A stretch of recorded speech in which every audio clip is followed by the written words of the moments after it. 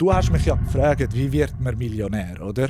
Genau, oder kannst du ja mal erklären, wie du das geworden bist? Ja, es ist ganz, ganz einfach. Das Problem von unserer Gesellschaft ist, jeder will das neueste iPhone, jeder will Ferien auf Ibiza. Der Lifestyle ist zu hoch, oder? Du kannst nie ein Business aufbauen, wenn du selber deine Finanzen nicht im Griff hast. Das heisst, wenn du 5'000 verdienst, aber du gibst 6'000 aus, dann bist du schon nicht gemacht, um ein Geschäft zu führen. Ich will Olympia mitmachen, damit ich Millionär werden kann. Dann fang mal zuerst beim Mindset an und bei deinen Stunden. Anstatt Netflix schauen, anstatt umscrollen, TikTok-Scheiß-Videos, Bro, lies dir mal 10 Bücher über Finanzen. Wenn ich Multimillionär wäre, ich würde auf jeden Einzelnen meinen Schwanz lutschen. Sorry, genau so würde ich es dann sagen, ja.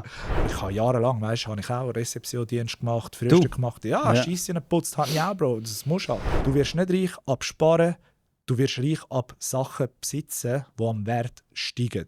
Du denkst, kann heute jeder Millionär werden? Wer den Wille hat und Durchhaltevermögen, ja. Ja. Ja, vor allem heutzutage mit der Technologie, die wir haben, mit dieser Information, mit AI. Das Beste, was ein Mensch machen kann in seinem Leben, ist, seine ganzen Gedanken und Ideen hinterfragen und sagen, das stimmt alles gar nicht. Ich höre mal jetzt die andere Seite und ich akzeptiere sie auch. Der Podcast wird gesponsert von Super Kimura. Es ist ein Trainer aus Bern. Er macht Videos über Kampfsport auf Social Media. Ich tue unter seine Accounts unten dran in der Videobeschreibung verlinken. Da kannst du jetzt schön draufdrücken und ihm einen schönen Follow gönnen. Dann er sponsert den Podcast. Merci vielmals und einen schönen Abend. Der Podcast wird gesponsert von pitch.ch. Alternativpatronen bis zu 80%. Schaut vorbei, er hat 3 verschiedene Seiten, Österreich, Deutsch und Schweiz. Geht drauf und bringt ihn heim. Mit dem Rabattcode Podcast15 hast du 15% Rabatt auf unser ganzes Sortiment auf candyhouse.ch. Am 4.11. ist mein Live-Podcast mit dem Rush und mit dem Erik im Plaza in Zürich. Tickets findest du auf deinemuttercomedy.ch. Gang vorbei und bring ihn heim. Oder natürlich unten in der Bio. Willkommen bei Bierweich Talk, das ist Folge Nummer 21. Heute mit dem Jared Pott. Der Millionär. Bring ihn heim. Let's go!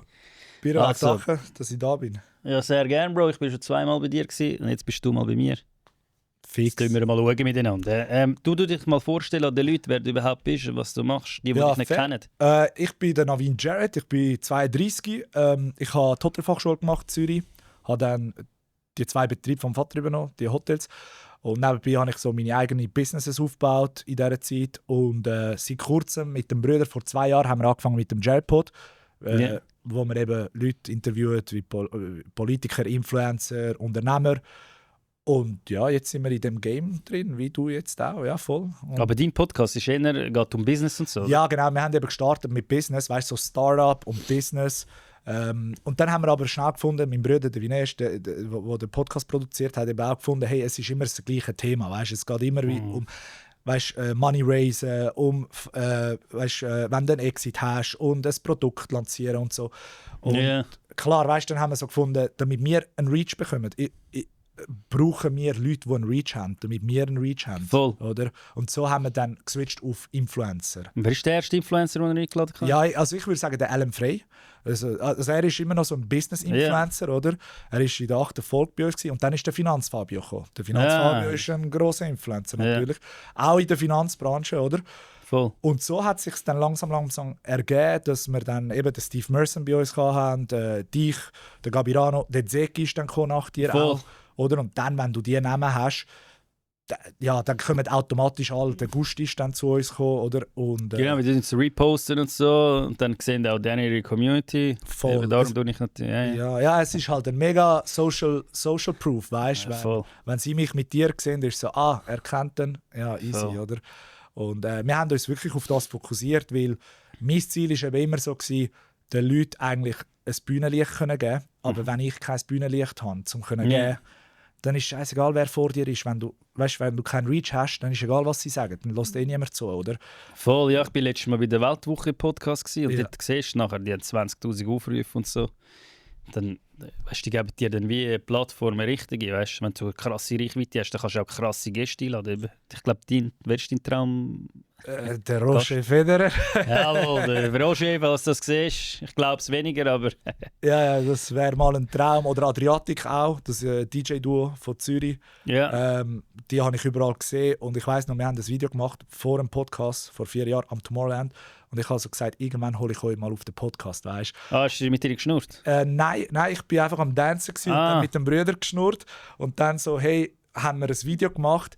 Leute, irgendwann kommen wir auf meinen Podcast. Okay. Und dort haben wir noch gar keinen Podcast gehabt. Und das Geile war, wir haben ja einen Podcast machen beim Sunrise, das ist das Festival dort in den Bergen in St. Moritz. Und dort haben wir zum Beispiel den Shimza gehabt. Der Shimza ist ein internationaler Top-DJ, oder? Der hast du in deinem Podcast gehabt? Voll, ja, voll. Ja, er und schnurrt mehrere Englisch? andere. Ja, und ist alles auf Englisch gewesen. Okay. Und eben, weißt, es ist alles machbar. Das wollte ich dir sagen, oder? Es ist so... Denkst du, ich hätte mal den Messi da haben? Das glaube ich ist eher unrealistisch. Red Spanisch. Nein, Bro, aber heutzutage mit KI und so, weißt du, und mit den Apps und mit den Kopfhörern, weißt du. Du gute Mann, ja, besser als Ronaldo, ja. Ja, ey, Ronaldo-Fans, tut mir leid, ich bin selber einer. Portugal ausgeschieden, gell? Messi weitergekommen. Aber, Bro, jetzt haben wir gerade Thema gewechselt, aber... Also sagst du, ist immer noch für dich der GOAT, der Ronaldo? Cristiano Ronaldo ist der GOAT, Bro. Ja, aber wie? Bro, er hat 8 Goal in der WM-Historie gemacht. Der Messi hat in der 4 Spielen 8 Goal gemacht. Fair. In der WM, dem muss man schon sagen, der Messi hat ja gewonnen und so, die WM mal, Ronaldo nicht. Aber ich finde einfach, keine Ahnung, seine Art, seine Weise, er hat keine Tattoos, er ist man sagt immer, er ist so ein bisschen Chulo. Ja. Aber ich finde ihn voll humble, er geht immer diszipliniert trainieren, macht sein Zeugs. Und ich meine, klar, er und Messi, ja gut, kannst debattieren, aber für mich ist es immer Cristiano Ronaldo. Für mich ist er der zweitbeste Spieler aller Zeiten, mit Abstand. Ronaldo, definitiv. Nach dem Messi, oder was? Vielleicht, jetzt, wenn die Folge rauskommt, vielleicht stimmt der Urs Messi schon der Dings, oder? Ich weiß es nicht, 21, ja, ich glaube, ich hoffe es nicht. Die Folge rauskommt, ist schon... Ja, ich hoffe, die Schweiz gönnt. Wer hat die WM gewonnen? Weil das kommt jetzt das kommt raus, wenn die WM schon vorbei ist. Die Schweiz. Fix. Die Schweiz hat die WM gewonnen? Ja, die Schweiz hat die WM gewonnen. 100%. Ich bin fest davon Also die Schweiz spielt gegen Argentinien, oder? Ich weiss darum, sie gewinnen Argentinien. Okay. 2-0. Und dann kommen sie weiter gegen Frankreich. Ich sage, der Messi hat ihn heimgebracht. Er hat ihn wieder heimgebracht. Bringen heim. Aber nachher sehen wir. FIFA korrupt. Ja, FIFA Mafia heimgehen. Wissen Sie, wieso ich Krawatten anhabe? Damit eure Frau sieht, wo ihr Schwanz ist. Also, und du hast noch gesagt, eben, jetzt kommen wir eigentlich zum Thema, oder? Es geht ja da jetzt heute um Finanzen, investieren und so. Wie ist das? Du hast das Hotel, 2 Hotels von deinem Vater übernommen, oder was? Ja, voll. Ja, du hast die übernommen, die Hotels. Und wo liegen die Hotels? Ja, also jetzt haben wir nur noch eins. Das habe ich verkauft in Schaffhausen. In Schaffhausen? Genau, Wo in Schaffhausen? Hotel Rheinfall bei Neuhausen. Genau. Ja, das hat einen rechten Wert, ja. Ja. Aber das ist vor etwa 15 Jahren oder so. Und vor 5 Jahren wollte ich es dann nicht mehr weiterführen. Warum? Bro, weil wir mussten alles umbauen, es war zu teuer gewesen. Und ich habe es eben verglichen mit dem Hotel in Lugano, das wir haben. Yeah. Und in Lugano hast du halt geilere Gäste, machst mehr Umsatz, es macht mehr Spass. Aber Rheinfall ist schon nicht schlecht. Rheinfall ist schön, ja, aber Neuhausen, Bro, ja, also der Tourismus auch dort, gell? Was machen die Leute? Einen Tag gehen sie den Rheinfall anschauen und nachher... Stimmt, meine Mutter wohnt eben in Neuhausen, meine Frau ist in Neuhausen aufgewachsen, ich wohne in Schaffhausen, ich weiss schon, es hat wirklich... Ja, für Touristen es hat nicht so viel. Nicht, Bro, nicht. Oder? Und dann kommen die Leute 2-3 Tage ins Hotel und dann bleiben sie eine Nacht und dann verreisen sie wieder. Oder? Und dann sind sie so, ja, wir können nichts machen. Wir haben Schaffhausen gesehen, wir haben jetzt den Rheinfall gesehen, was können wir noch machen? Aber vielleicht kommen ja viele Leute, die halt geschäftlich da kommen, weißt du? Ja, das schon. Das haben wir auch viel in Neuhausen, in Schaffhausen dort. Das ist noch gut gegangen, weißt du, das sind ja all die Grossfirmen verankert. Cool. Und dort haben wir... ja, aber es ist so ein Entscheid gewesen, weißt du, also... Ich habe die Hotelfachschule gemacht, bin dann ins Militär und nachher eben bin ich in den Betrieb vom Vater reingegangen. Und dann habe ich beide Hotels angefangen zu managen, oder? Yeah. Also ich habe tief angefangen und dann langsam das Team übernommen und so. Und dann habe ich einfach vergleichen, welches Business besser läuft, mit mehr Kapazität, weniger Kapazität, mehr Revenue per Room und so. Und dann habe ich einfach meine Kalkulationen gemacht und habe gesagt, hey, ich bleibe jetzt nicht da in Neuhausen die nächsten 20 Jahre, um das Geld, das wir investieren müssen, wieder retour holen. schieben wir das ab, verkaufen wir das, Yeah. fokussieren wir uns auf Lugano. Und dann haben wir dort habe ich dann können, von 20 Zimmern haben wir dann 28 Zimmer daraus gemacht, also 4 Apartments noch genommen, 4 Suiten und das Team aufgebaut. Und das ist jetzt ein Selbstläufer jetzt nach 8-9 Jahren. Oder ich habe Stefan jetzt, seit 8-9 Jahren ist er bei uns. Und er schaut auf die Operations und macht alles. Aber ich habe jahrelang, habe ich auch Rezeptiondienst gemacht, Frühstück gemacht. Ja, Scheisse geputzt habe ich auch, Bro. Das musst du halt. Ja. Das habe ich auch müssen machen im Restaurant von meinem Vater, voll Scheisse putzen. Ja, aber eben, das Gastro dem Fall, wenn jemand jetzt denkt, er wird Millionär werden, würdest du mir empfehlen, ein Ding aufmachen, ein Hotel? Das ist ja nicht so einfach. Nein. Also für das Hotel hast du riesige Barrieren, um reinzukommen. Du brauchst auch viel Cash. Ja. Und es ist ein trockenes Wie Business. viel Cash für die Leute? Ja, sagen wir mal, 500.000 bis 1 Million, um etwas zu übernehmen. Ja, okay. Ja, und wenn du etwas kaufen, dann vielleicht noch mehr natürlich. Darum, also, ja. Und es gibt irgendwie nur 3'500 Hotels in der ganzen Schweiz. Also der Markt ist auch recht saturiert. Weißt, du musst wirklich mit neuen Ideen kommen und so. Darum mache kein Hotel am besten, weil Hotel ist ein Pain-Business. Du hast auch Margen, Nettomargen von irgendwie 7-8%, vielleicht 15%, wenn du es gut managen tust. Aber es ist jetzt nicht etwas, wo ich sage, wirst Millionär ab dem. Weißt, Millionär wirst du auf eine völlig andere Art im Fall. Aber klar, weißt, ich muss auch ehrlich sein, ich habe das Glück gehabt, dass ich einen Vater hatte, der Unternehmer war. Er war nicht Hotelier, er war Händler in Glattbrugg, wo der Dings, du hast ja da... Der Nadir. Der Nadir. Mein Vater hat den grössten Ausländerladen in Glattbrugg damals. Schon, er ist ja ein Ausländer, der Vater. Ja, er ist ja aus Indien. Und eben, ich bin das hineingeboren, weißt so... Darum, das war schon das Glück, das ich hatte. Also du musst dir vorstellen, mein Vater, Bro, er ist nie an unsere Fußballmatch gekommen oder so, aber er ist am Abend heimgekommen mit der Kasse vom Geschäft und hat sie am Boden gerührt und hat gesagt, zählt mal das Geld, mir und meine Brüder. Und wir waren so 6, 7 gewesen. Und wer es korrekt gezählt hat, hat er einen 5 lieber bekommen. Weißt? Wie viel Geld haben ihr gezählt? Ja, Bro, 200 Stutz oder so, was in der Kasse halt war, an Münzen, oder? Ja, amix mehr, weniger und so, aber es sind so Rappen gewesen, 5 Rappen, 20 Rapplis. Einfach um mal das Gefühl bekommen von Geld, wie gehst du mit Geld um, oder? Und das haben wir früher dürfen lernen, oder? Hat er euch dann auch gelernt, investieren? So, Nein. Macht er das überhaupt? Ja, nein, also er war immer mehr ein Geschäftsmann. Er hat selber investiert in seine Businesses, in sich selber. Das Investieren habe ich dann für mich selber gelernt, weißt du? Ja. Voll. Es sind eben 2 Paar Schuhe, weißt, wenn du ein Geschäft hast, also du kannst angestellt sein, du kannst selbstständig sein, aber dann bist du immer für dich am Arbeiten und dann kannst du ein Geschäftsmann werden, oder? Ein Unternehmer. Und Unternehmer ist wieder etwas anderes wie selbstständig, oder? Weil du hast Leute, die du musst einstellen musst, du musst Ressourcen, Kapital allokieren und dann als 4. Punkt bist du ein Investor, oder? Und der Investor schaut auf alles und es gibt ein gutes Sagen. Es gibt Leute, die Maschinen managen, das sind Mitarbeiter. Es gibt Leute, die Leute managen, das sind Managers. Und dann gibt es Leute, die das Geld managen. Und Leute, die das Geld managen alles. Oder? Und am Schluss musst du so wie denken, wie kann ich von einem, sagen wir mal jetzt, von einem Selbstständigen zu einem Geschäftsunternehmer werden, aber dann auch ein Investor sein. Also du musst eigentlich vom Investor anfangen, weil du musst immer das Kapital, die Leute einsetzen und schauen, wo hast du den besten Return on Investment, oder? Und darum sind wir eigentlich alle immer Investoren. Aber wie kannst du das weißt, bei mir schauen viele zu, die keine Ahnung haben. Okay. Die null Ahnung haben, von was du jetzt schnurrst. Weißt du, Investoren, in was investieren? Meinst du jetzt? In eine Firma, in Aktien, in Krypto? Also, du hast mich ja gefragt, wie wird man Millionär, oder? Genau, oder kannst du ja mal erklären, wie du das geworden bist? Ja, es ist ganz, ganz einfach.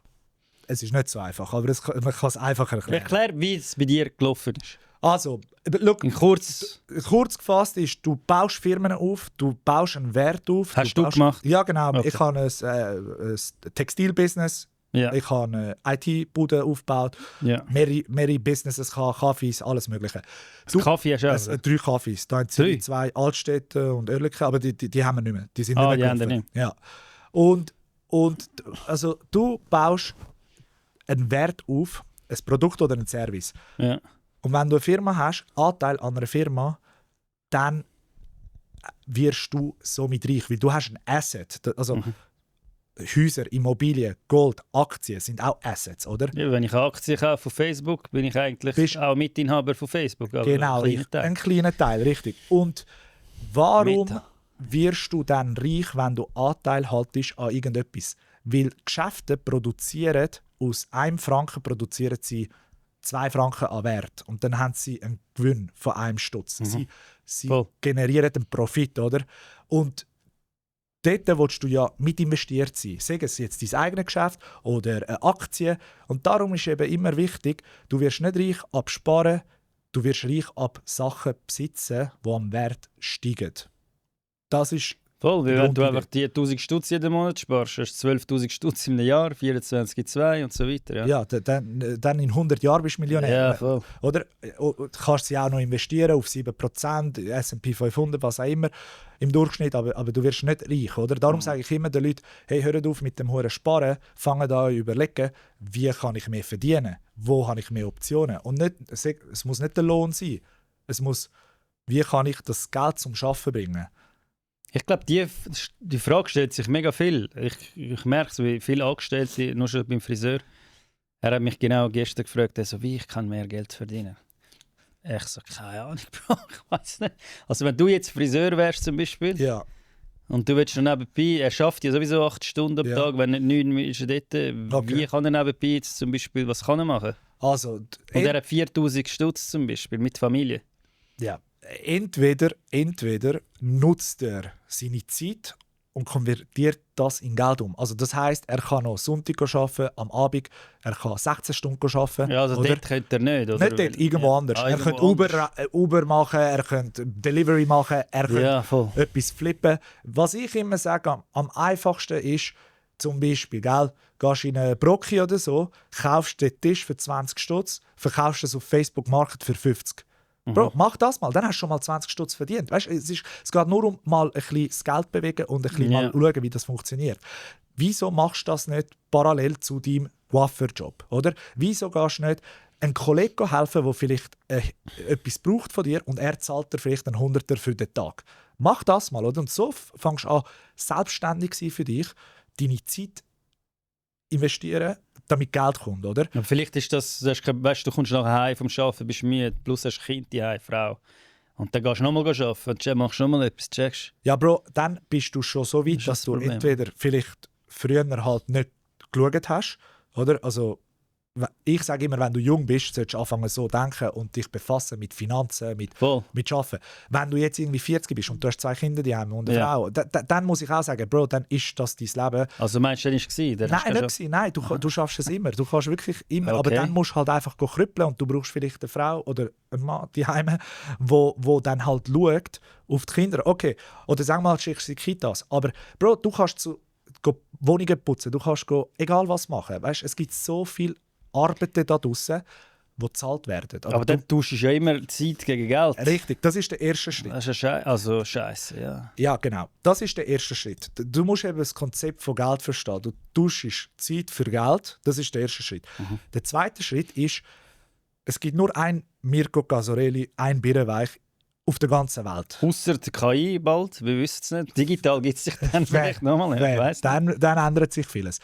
Und jetzt musst du herausfinden, Bro, zum Beispiel dein Coiffeur. Er ist ja nicht nur Coiffeur. Er kann sicher auch ein anderes Skillset hure gut. Sei es vielleicht fotografieren oder malen oder irgendetwas, das er entwickelt hat über die Jahre. Safe, ja. Glaub schon, ja. Und wo ihm Spass macht. Wieso setzt er dann nicht die ganze Karte auf seine Skills? Weil der Markt gibt dir das, was du für das, was du ein Skill hast. Also das heisst, wenn ich ein guter Kameramann bin und ich gehe im März, jemand wird mir 200 Stutz zahlen, um vielleicht den Podcast hier aufzunehmen, oder?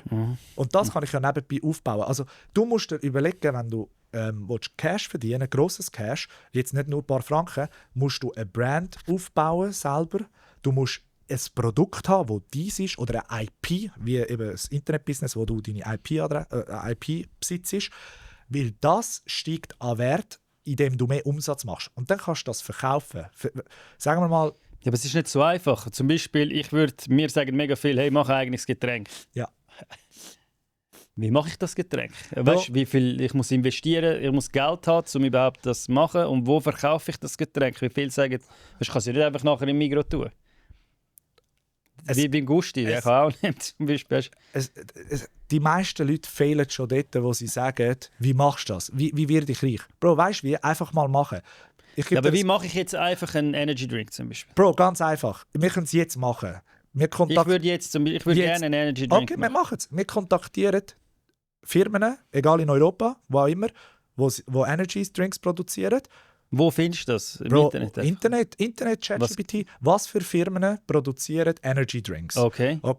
Machst ein Logo, machst eine Webseite, Claude AI macht dir die Webseite und dann kontaktierst du mal die Lieferanten, oder? Und holst eine Offerte rein. Und dann siehst du sofort, ich kann es dir jetzt machen, der bietet mir 1000 Flaschen für 1 Franken. Der bietet mir 2000 Flaschen für, keine Ahnung, 90 Rappen. Und dann kannst du ja verhandeln, oder? Und dort machst du auch Geld, indem du verhandeln gehst mit denen. Und dann hast du plötzlich einen gefunden, eine Fabrik, vielleicht 2, lass mal ein Muster machen. Kann ich sagen, ich will zum Beispiel einen Lemon Energy Drink, kannst das und das? Richtig. Kannst in die Fabrik gehen, am besten gehst du immer in die Fabrik und sagst, ich will das so. Ich habe ein Budget. Wenn du jetzt kein Budget hast und du hast 0 Franken, dann gehst du zu Family and Friends, holst dir mal 5'000 Stutz und ich sage dir, du brauchst nicht 50'000 Stutz zum... Also 5'000 Stutz wird lange. Oder 10'000. Jetzt okay. In deinem Fall, weißt, für mal einfach ein Muster holen, weißt? Holst mal das Muster und dann hast du 3 Getränke, verschiedene Getränke und dann machst du mal Proben mit deinen Friends, Families, mit deiner Community. Welcher gefällt euch, welcher nicht. Wie gefällt euch die Flasche, wie gefällt euch der Deckel. Gehst in die Fabrik, sagst, hey, ich muss das und das nochmal neu machen, die Flasche, das Logo, machst 2, 3 Logos und dann hast du schon mal ein Prototyp oder du hast am besten 2, 3 Prototyps. Yeah. Und es ist egal, ob du ein Getränk hast oder ein T-Shirt oder einen Stuhl. Du kannst alles, weißt, du kannst leichter verkaufen, aber eben, mach dein Produkt, dein Design. Und wenn du dann die 3, 4 Prototypen hast, dann gehst du raus in den Markt. Und weil deine Kollegen sagen immer, ja, es ist etwas Geiles. Aber der Markt wird dir zeigen, was geht und was nicht. Und dann kannst du ja schauen, was schon hat, was läuft und so. Genau, und das abändern. Zum Beispiel. Genau, richtig. Ja. So, ich muss schnell schnitzen. Ja. Jawohl, das Näschen rönt. Ja, viele wollen halt immer Getränk, ich weiß nicht wieso. Bro, es ist, weißt, man muss es einfach machen. Schau, ein Markt, der viel Produkt hat, ist ein guter Markt. Du willst nicht etwas kreieren, was es noch nicht gibt. Das macht ein Steve Jobs oder so, oder ein Elon Musk. Du willst irgendwo reingehen, wo es schon viel gibt von dem, weil das heisst, es hat eine Nachfrage dort. Voll. Genau, ganz simpel. Machst eine Webseite, das kodiert dir alles selber. Du vielleicht dann, wenn du nicht selber ein Influencer bist, dann gehst du zum Birrenweich zum Beispiel und sagst, hey Bro, könntest du mal das testen, rauszeigen, was auch immer, oder hast einen Cut davon. Und irgendwann merkst du, welches Produkt läuft bei dir. Vielleicht verkauft sich das 2-mal und das andere verkauft sich nicht. Yeah. Und so gehst du dann all in den Product Market Fit, den du gefunden hast. Ich gebe dir ein gutes Beispiel. Mein Bruder, er hat jetzt die Brand Rise T-Shirt-Geschichte gemacht. Beste Beispiel, gell? Er war am Arbeiten, bei einer Grossfirma, 5 Jahre lang, Lohn verdient. Jetzt hat er gesagt, weißt du was, ich setze alles auf eine Karte. Ich könnte, Bro, ich habe ein bisschen gespart auf der Seite, nicht viel, aber was ich kann, habe ich. Ich habe mir ein Budget von 10'000 Stutz und jetzt gehe ich all in und mache einfach mal T-Shirts. Ist doch egal, was er macht. Er kann auch Socken machen, Schuhe machen, Pflanzen verkaufen. Ja, aber die Frage ist eben, wie sich das nachher verkauft, oder? Ja. Also wenn ich habe jetzt zum Beispiel ein bisschen Reichweite und ich sehe es, wenn ich mich so werbe, ich habe jetzt letztes Mal zum Beispiel die Chili-Set. Ja. Da. Ich habe die gestern in Insta-Story nicht da. Ja. Mit Link, da gibt es das. Es haben etwa 7'000, 8'000 Leute gesehen, aber kein einziger hat es gekauft. Das ist der Markt. Es hat niemand gekauft. Also wenn ihr das wollt kaufen, auf candyhouse.ch, unten dran einen Rabattcode Podcast 15, da ist 15% Rabatt aufs ganze Sortiment. Bringen heim. Aber schau, was du jetzt gerade gemacht hast. Du hast einen Sales gestartet, gerade jetzt. Das ist ja auch wichtig, salen. Und du musst dann auch schauen, welches Produkt funktioniert. Und am Anfang, die meisten Produkte funktionieren nicht am Anfang. Du musst 50 Sachen ausprobieren. Mach mal Voll, das, ja, wir haben aber viele mach verschiedene. das, Ja. mach das, mach alles, oder? Ja. Und irgendwann merkst du dann, oh, da hat es einen Bedarf. Oder am besten ist, ein Kollege kommt zu dir und sagt so, hey Bro, ich brauche so einen Tisch, kannst du mir einen organisieren? Und dann gehst du und organisierst den Tisch. Und dann merkst du plötzlich, es hat eine Nachfrage. Und du löst ein Problem für die Leute. Und das, ich rede jetzt nur von Handel. Gell? Das, was wir jetzt besprechen, ist Handel. Und das ist das Einfachste, was du machen kannst. Das andere wäre zum Beispiel Uhrenflippen. Weißt du, wie ich meine? Wenn du ein bisschen im Markt bist und siehst, welche Rolex zum guten Preis ist, kaufst Du brauchst aber auch viel Geld, oder? aber nein, nicht viel. Du kannst anfangen mit 5'000 Stutz, Ja. sage ich ja, 10'000 Stutz. Ja, es gibt halt Leute, Zuschauer, die ich kann, die haben eher 5'000 Stutz Schulden anstatt 5'000 Vermögen. Also ich rede auch vom Kollegenkreis, habe ich auch viel. Aber Bro, dann schau, für die Leute, die jetzt so in der Schulden sind und so, dann musst du dich zuerst fragen, du kannst nie ein Business aufbauen, wenn du selber deine Finanzen nicht im Griff hast. Das heisst, wenn du 5'000 verdienst, aber du gibst 6'000 aus, dann bist du schon nicht gemacht, um ein Geschäft zu führen. Das lernt man eben gar nirgends eigentlich. Eben, da fängt es eben an, Bro. Es fängt eigentlich an, in der Schule müsste man lernen, wie man mit Finanzen umgeht. Was ich dir gesagt habe von meinem Vater, dass er uns mit Geld, das muss lernen. Wie geht man mit Geld um? Das Problem von unserer Gesellschaft ist, jeder will das neueste iPhone, jeder will Ferien auf Ibiza, jeder will ein geiler Sieg sein, aber eben verdienen. Also der Lifestyle ist zu hoch, oder? Wieso lernt man das nicht? Ja, ey, das ist halt nicht im Interesse vom System, Bro. Weil das System Kapitalismus will, dass du einfach immer kaufst und konsumierst. Darum haben wir auch jede 6 Monate Apples, die rauskommen und iPhones und was auch immer. Damit du einfach all Jahr, Halbjahr, okay, fair enough. Aber all Jahr ist auch crazy, Bro. Kaufst es jetzt, wartest noch 3 Monate und dann ist schon das nächste draussen. Das ist unser System. Und nachher ist es fast genau gleich. Genau. Und jetzt musst du dich fragen, die grössten Firmen, was machen sie brutal gut? Marketing und Psychologie. Sie haben das studiert, wie du dann das Produkt kaufen. Du willst ja mitmachen mit denen, du willst ja auch etwas verkaufen. Also lern doch zuerst, bevor du das Geschäft lernst, lern Finanzen, lern Psychologie, lern Marketing, lern Sales. All das, bevor man sagt, ja, ich will mal das verkaufen. Weil dahinter hat es eine riesige Studie dahinter. Und etwas wollte ich dir auch noch sagen, so als Anekdote, zum Beispiel Millionär sein, oder? Es hat 944'000 Millionäre in der Schweiz. Jeder 8. ist ein Millionär. Ich kenne fast keinen. Aber, ja, aber eben, es ist ja so. Es ist ja so. Es gibt Statistiken, ja. Es gibt Statistiken, oder? Und jetzt ist es aber so, wenn du jetzt Fußballer willst. Aber warte mal, sorry, wenn ich dich unterbreche, ist das heisst ja nicht, dass sie 1 Million auf dem Konto haben. Nein, das bedeutet ihr Wert, den sie haben. Oder? Genau, der Wert, den sie haben. Sagen sie in der Immobilie, Pensionskasse, egal was. Das ist so berechnet in dieser Statistik. Aber dann kannst du es auch auseinandernehmen und dann sagen, ja, Dollar-Millionär nur auf Cash, was sie haben zum Investieren und so. Aber wir reden jetzt allgemein. Oder? Was ich halt mit dem dir sagen ist, das ist etwa 13% von der ganzen Schweizer Bevölkerung. Jetzt musst du dir vorstellen, wir alle spielen Fußball. Wer ist Fußballprofi? Vielleicht einer von 20 Leuten oder von 200. 22 sind jetzt an der WM oder 23. Oder? Und wie spielen sie Fußball? Bro, das sind Elitesportler, Olympiasportler. Jetzt, du willst ein Geschäft aufmachen und willst Millionär werden, dann musst du wie ein Elite-Geschäftsmann, Elite-Sportler denken. Das heisst, du musst das Business in- und auswendig kennen und trainieren dafür. Du musst wie ein Fußballer 3-mal am Tag trainieren, 4-mal in der Woche shooten oder Match haben, Champions League gegen die Besten musst du dich beweisen. Das Gleiche geht mit dem Thema Geld, Bro. Das Gleiche geht mit dem Thema, wenn ich ein Hotel habe, ich habe ja Konkurrenz. Wenn ich nicht besser bin als die Konkurrenz oder mich nicht abhebe, wie überlebe ich? Ich überlebe nicht. Also das ist ja ein Elitesport, den ich tagtäglich machen muss. Also wenn du den Mindset dann switchst auf «Hey, das ist eigentlich, ich will Olympia mitmachen, damit ich Millionär werden kann», dann fang mal zuerst beim Mindset an und bei deinen Stunden. Anstatt Netflix schauen, anstatt umscrollen, TikTok-Scheiß-Videos, Bro, lies dir mal 10 Bücher über Finanzen. Wie läuft das Geld? Wenn Banken Kredit geben, was bedeutet Kredit? Was bedeutet Debit? Was bedeutet... Das kannst du auch heute alles in YouTube schauen. YouTube-Videos gibt es mega viel. Richtig. Das Ding ist eben für die Leute, die eben jetzt in der Schuld sind und keinen Ausweg finden, ihnen oder all die Jungen, die jetzt anfangen und hustlen und machen, fangt mal zuerst an, euch mit dieser Materie zu befassen. Unternehmertum, Geld, Finanzen, investieren. Ja. Wenn du die Begriffe, jede Sportart hat einen Begriff Offside, was auch immer. Gelbe Karte, rote Karte hat ja einen Begriff.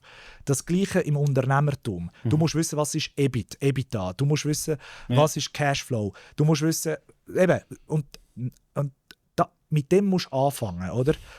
Darum meine ich, und am besten lernst du es, indem du es einfach machst. Wenn du eine Idee hast, einfach, Bro, mach es. Kontaktiere die Firmen mal, sammle 5000 Stutz, schick das Geld ab, die schicken dir ein Muster und geh mal raus und schauen, wie der Markt funktioniert. Aber ich garantiere dir, du hast die 5000 Stutz verbrannt. Und das nenne ich, oder nennen alle Lerngelder. Oder? Du brauchst Lerngeld, damit du am besten so lernst. Weil beim nächsten Mal machst du es wieder besser, dann besser, dann besser und dann wirst du perfekt. Und dann kannst du wie im Focus Water Tausende, Hunderttausende von Flaschen verkaufen. Voll. Aber du hast jetzt eben gesagt, es ist eigentlich sehr wichtig, einfach viel verdienen, oder? Aber was ich gesehen habe, viele kenne ich, die viel verdienen, aber die haben hure viele Ausgaben. Weißt du, irgendwie viel zu viele Ausgaben. Die könnten schon lange Multimillionär sein oder so. Weißt du, wenn du anstatt kaufst ein teures Auto oder wie siehst du das bei einem Hauskauf? Bro, Findest du es gut, ein Haus kaufen oder eher auf Miete leben? Wenn du vermögend werden willst. Wenn du vermögend werden dann kauf dir kein Haus, lebe in Miete, weil all die Kosten, die dazukommen für das Haus, Umdingseln und so, ausser du weißt, du wirst die nächsten 30 Jahre in diesem Haus leben.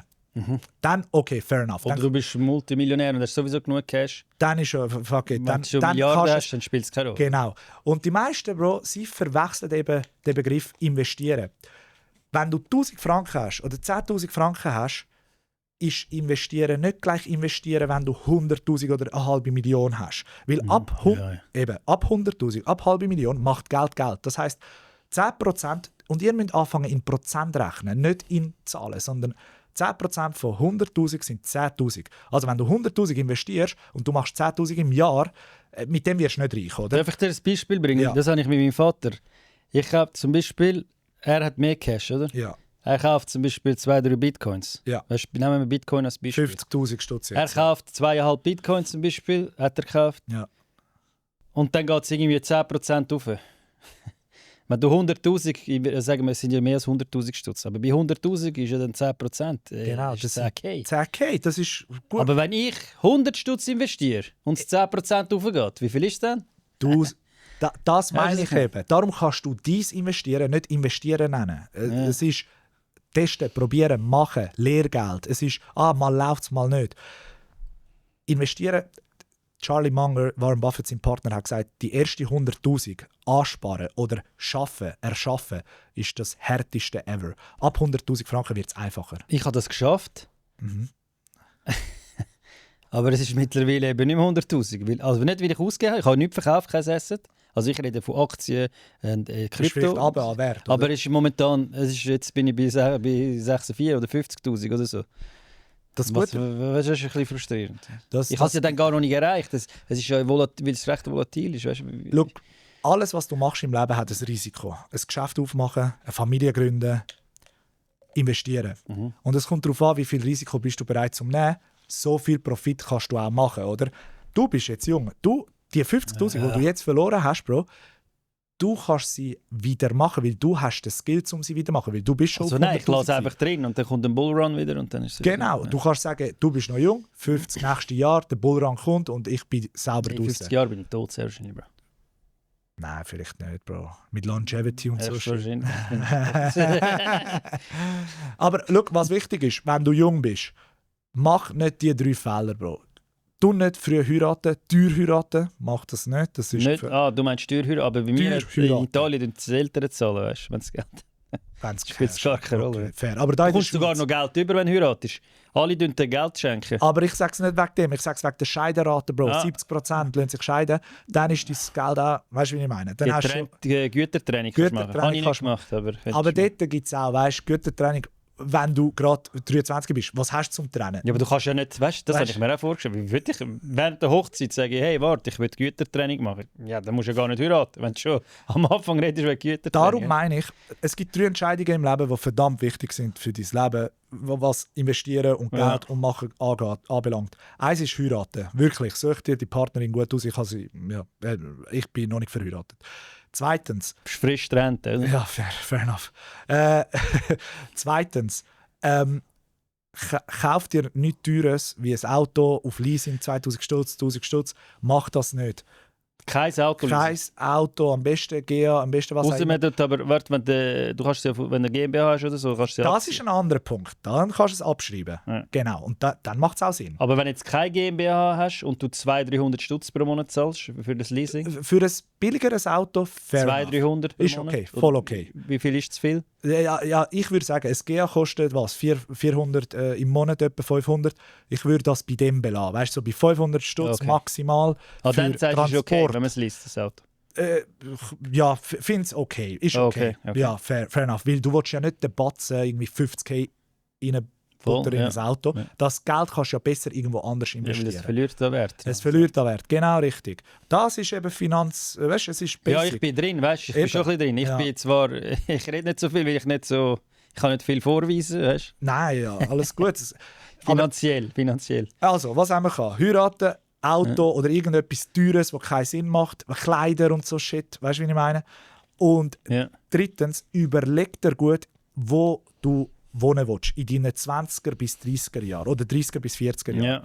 Der Ort, der Standort, wo du wohnen wirst, hat einen riesen Impact auf dich und auf dein Leben. Ja. Meinst du wegen dem Umfeld? Wegen dem Umfeld, erstens. All deine alten Kollegen, Kolleginnen und was auch immer. Weißt, musst vielleicht cutten für ein Zeitchen, kannst du immer noch Fun haben mit ihnen.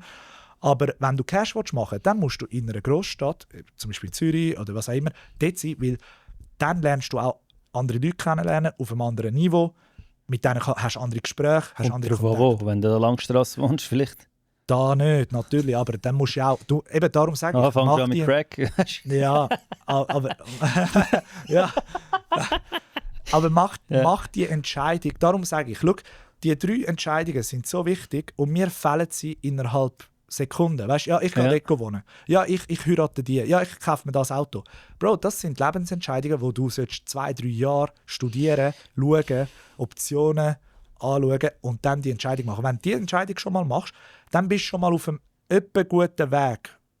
Aber zügeln kannst du nachher immer, weißt du? Zügeln kannst du immer. Heiraten kannst du nicht die ganze Zeit scheiden. Könntest du auch, aber es macht keinen Sinn. Genau, aber ich meine nicht mit 23, 25 bis 30, weißt du? Also mein Tipp, mein Rat, weißt du? Weil bis 30, du kennst dich selber nicht, oder? Voll. Das sind so die grossen Entscheidungen. Genau. Und dann nachher natürlich hure wichtig, was ich allen sage, bevor ihr 10'000 Stutz, sagen wir mal, du 25, hast 10'000 Stutz auf der Seite, Bro, investiere das Geld in dich selber. Was heisst das? Bücher oder was? Nicht einmal irgendwie... Eben, Kurs? Nicht einmal Kurs, nein. Ich meine in dein Projekt, in dein Produkt, in dich. Hast du eine Passion, investiere das in die Passion. Auch wenn du Geld verlierst, du lernst etwas dabei. Aha, okay. Gib es nicht jemand anderem. Weißt du, wie ich meine? Gib es nicht dieser Firma, ich investiere das Geld dort oder in Bitcoin, weil du hast keine Kontrolle über das Geld. Und die 10'000 Stutz sind dann schnell mal weg. Aber wenn du sie in dich investierst, kann auch Bücher sein. Ich habe 700 Bücher, ich habe 20'000 ausgegeben in Bücher. Aber das bin ich, weißt du? Ja, Bro. Aber du würdest nicht 10'000 Stutz, du würdest nichts in Bitcoin rein tun, wenn ich nur 10'000 Stutz habe, mein Nettovermögen. Okay. Bro, nie im Leben. Ich würde ein Portfolio machen. Und das ist auch ein Begriff. Ein Portfolio musst du machen. Und dort musst du dann... Erklär das für jemanden, der keine Ahnung hat, das ist. Ein Portfolio ist ganz einfach. Du kannst dir vorstellen, so einen Kuchen und dann spaltest du den Kuchen 10'000 Franken. Ein Diagramm, oder? Ein Diagramm, genau, sorry. Ja. Und dann kannst du es spalten, sagen wir mal, ein Drittel gebe ich nie aus. Das sind meine Reserven. Ja, okay. 3'000 Stutz auf ein Sparkonto. Auf Sparkonto, Cash, die Heime, was auch immer. Okay.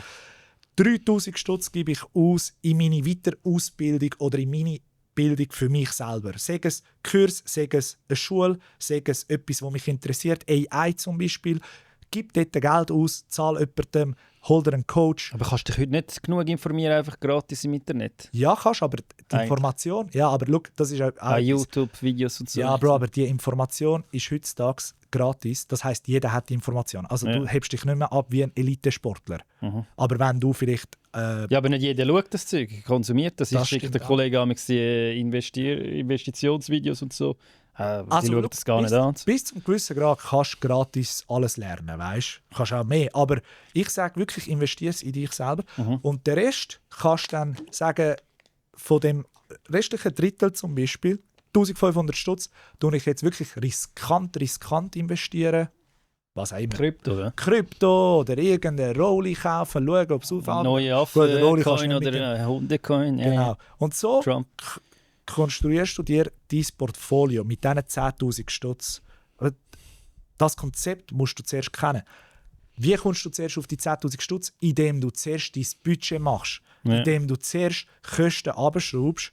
Bro, wohn in einem Wege, in einem 5er-Wege für 2-3 Jahre, verdien 5'000 Stutz, spar 2'000 Stutz auf der Seite, geh in Migros Budget kaufen, geh nicht raus, geh Kleider, Champagnerflaschen kaufen im Ausgang. Dann garantiere ich dir, hast du nach 3, 4, 5 Jahren hast du 50'000 auf der Seite. Und dann fängst du an, hey, 50'000, ich mache ein Portfolio, das lade ich auf der Seite, das investiere ich und das nutze ich für mein eigenes Projekt, das ich brenne, das ich machen will, das ich kreieren will. Und dann einfach tagtäglich daran arbeiten. Und vor allem dein Netzwerk, Bro. Dein Netzwerk ist so verdammt wichtig. Die Connections, die du aufbaust. Ja. Das musst du abpflegen. Das ist auch ein Investment, oder? Voll. Und wenn du diese Steps machst, dann bist du schon mal in einer besseren Position wie all deine Kollegen, die im Minus sind, oder? Ich bin ein gutes Beispiel. Ich habe vorher ein Netzwerk mit Junkies eigentlich, wo ich gesehen habe, dort kannst du Gras holen, dort kannst du dies holen. Jetzt habe ich ein Netzwerk mit erfolgreichen Leuten eigentlich. Vor allem im Social-Media-Bereich halt. Das ist schon ein Unterschied, oder? Weil du siehst, der macht dies, der macht das. Bei mir ist halt ein bisschen das Problem, ich habe ein bisschen Mühe. Ich bin überall... Ich komme mich wie nicht in Frage, dass ich dort irgendwie Geld verdienen kann und so. Aber was haltest du eigentlich von dem? Weil meine Intention ist eben, wenn du jung bist, sagen wir, du bist 20, ich sehe das so, und du fängst dann an investieren, Geld in ETF oder in Bitcoin, dass du ein bisschen diversifizierst und auch wenig kleine Beträge. Dass du mit 20 schon anfängst, 100 Stutz jeden Monat investieren und das dann, wenn nach 20, 30 Jahren, da sehe ich eben dort schon auch Potenzial, dass, weil sonst der Aufwand ist mega gering und du musst halt die, eben wenn du in All-World Foods investierst, das sind ja alle Firmen von der Welt und da kannst du ja schauen, das kannst du eingeben, All-World ETF irgendwie im Google und dann siehst du, wie ist der gestiegen in den letzten 30, 40 Jahren und dann siehst du, der ist immer gestiegen. Und langfristig, dass du dort rein tust, dann vermehrt sich ja das Geld. Ja, über die letzten 250 Jahre oder so ist es 7 bis 10% immer gestiegen, oder? Es gibt dann mal ein Jahr, wo er vielleicht gar nicht gestiegen ist, aber Corona... es gibt auch die Momente, es gibt auch die Jahre, wenn du jetzt einsteigst zum Beispiel, hast du vielleicht 20 Jahre, wo es nicht aufgeht, gell? Also es gibt auch die Jahre, oder? Voll. Darum sage ich, wenn ihr so investieren wollt, es kommt eben immer darauf an, wieder, willst du dein eigenes machen, willst du ein Geschäftsmann werden oder Geschäftsfrau, willst du ein Kannst du beides? Haben? Du kannst eben beides, du solltest auch beides machen. Ja. Darum sage ich, du musst dich diversifizieren. Du musst können, eben ETFs, für mich ist das auch Average. Average bedeutet Medium, das ist Median, 7%. Wenn du aber etwas machst, musst du mindestens 20% haben oder 15%. Also eben darum sage ich, mach doch dein eigenes, wo du 100% oder 80% oder 40% haltest von dieser Firma. Weil das macht dich reich. Und nicht 500 Stutz jeden Monat in ETF. Ja, das Geld, das du von der Firma nachher verdienst, kannst du ja auch mehr Geld, um noch mehr investieren. Ja.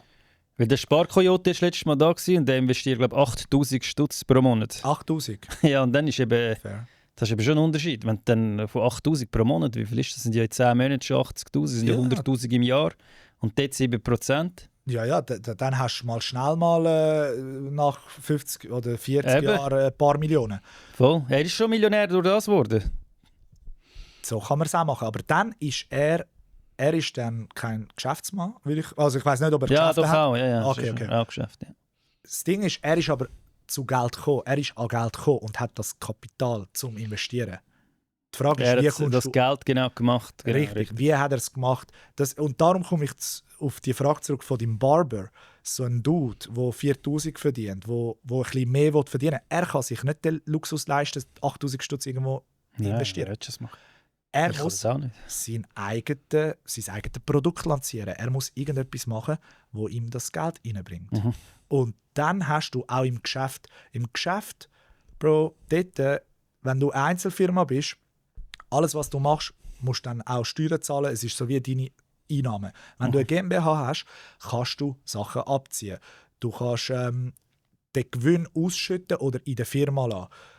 Je nachdem. Und du musst dann immer rechnen, wenn ich 10'000 Stutz in der Firma lasse, produzieren die 10'000 Stutz mir 11'000 Franken, also 10%, Ja. oder nicht. Wenn nicht, dann nimm es doch lieber raus und du in S&P 500, der 7% macht. Oder eine Staatsanleihe. Kannst du von das vom Amerika. Firmenkonto auch? Kannst investieren, ja. Von der GmbH? Ja, Ich habe eben keine. Ja. Ich habe ja letztes Mal gesagt, das wollen wir gerade hier im Podcast besprechen. Ja. Weil ich habe ja eine Einzelfirma Mhm. und ich habe keine GmbH. Und was für Vorteile habe ich jetzt? Ich mache ja Social Media, habe mich als Content Creator angemeldet. Ich muss alle 3 Monate AHV zahlen, weil ich verdiene fast über 90'000, 100'000. Fast. Ich habe Angst, dass ich 100'000 verdiene wegen der scheiß Mehrwertsteuer. Weißt du, das ist scheiße. Du musst sogar Angst haben, zu mehr verdienen. Das macht gar keinen Sinn. Und auch, dass ich noch mehr Steuern muss zahlen. Und was habe ich für Vorteile, wenn ich jetzt eine GmbH machen würde? Irgendeiner würde mir eine GmbH verkaufen für 2'000, 3'000 Stutz irgendwie. Dort musst du ein bisschen aufpassen. Aber, Bro, Sie hat keine Schulden, nichts. okay, fair enough. Aber warte schon. Step by step. Wenn du eine GmbH gründest, hast du nur Vorteile. Es gibt keinen Nachteil. Nur Vorteile im Gegenzug zur Einzelfirma. Ja. Nur Vorteil, Bro. Nur. Es gibt keinen Grund, wieso du nicht die GmbH gründen sollst. Wenn du jetzt vielleicht 20'000, 30'000 Warte, im Jahr sorry, machen. wenn ich dich unterbreche. Jemand hat mir gesagt, ich müsste dann zweimal Steuern zahlen. Auf das vom Privatvermögen und auf das von der GmbH. Bro, Privatvermögen. Geschäft oder so. Also, keine Ahnung, das, was ich mir auszahlen lasse, von der GmbH, lasse ich mir ja dann einen Lohn Als auszahlen. Genau, dort Das muss ich versteuern. Dort zahlst du Lohn. Genau. Und dort auch. Dann zahlst du Gewinnsteuern. Aber GmbH zahlst du ja nur vom Gewinn. Also sagen wir mal, du jetzt als Mirko machst 100'000 im Jahr. Die versteuerst du als Lohn. 100'000 Franken, keine Ahnung, 15% oder was auch immer, versteuerst 15'000 Stutz. Vielleicht noch mehr sogar. Oder weniger höher. Jetzt, wenn du eine GmbH hast, hast du die GmbH und du zahlst dir ja nicht einen 100'000er Lohn raus. Dann. Nein. Eben, du zahlst dir vielleicht 5'000, 6'000 Stutz raus. Oder? Auf die zahlst du dann nur noch 6'000. Also dort sparst du schon mal 6'000. Aber jetzt ist der Gewinn ja bei der GmbH. Der Rest, oder? Sagen wir mal, 60'000 zahlst du raus, hast noch 40'000 in der GmbH. Yeah. Aber die GmbH produziert ja laufend Kosten auch. Wenn sie es nicht macht, musst du dafür sorgen, dass du Kosten produzierst. Nicht einmal Kosten, du kannst auch Investments produzieren. Nochmal einen Mic kaufen, nochmal eine Kamera. Du meinst, ich kann Tank und so auch? Danke, du kannst alles abziehen von den Steuern als Geschäftsauslage. Klar, dort musst du einen Steuerberater fragen, genau was und wie, aber du kannst die abziehen. Und dann hast du ein Resultat am Schluss, das ist dein Gewinn, dein Reingewinn. Oder EBITDA, der Gewinn vor Steuern und Amortisation. Und sagen wir mal, der ist bei 10'000 Franken.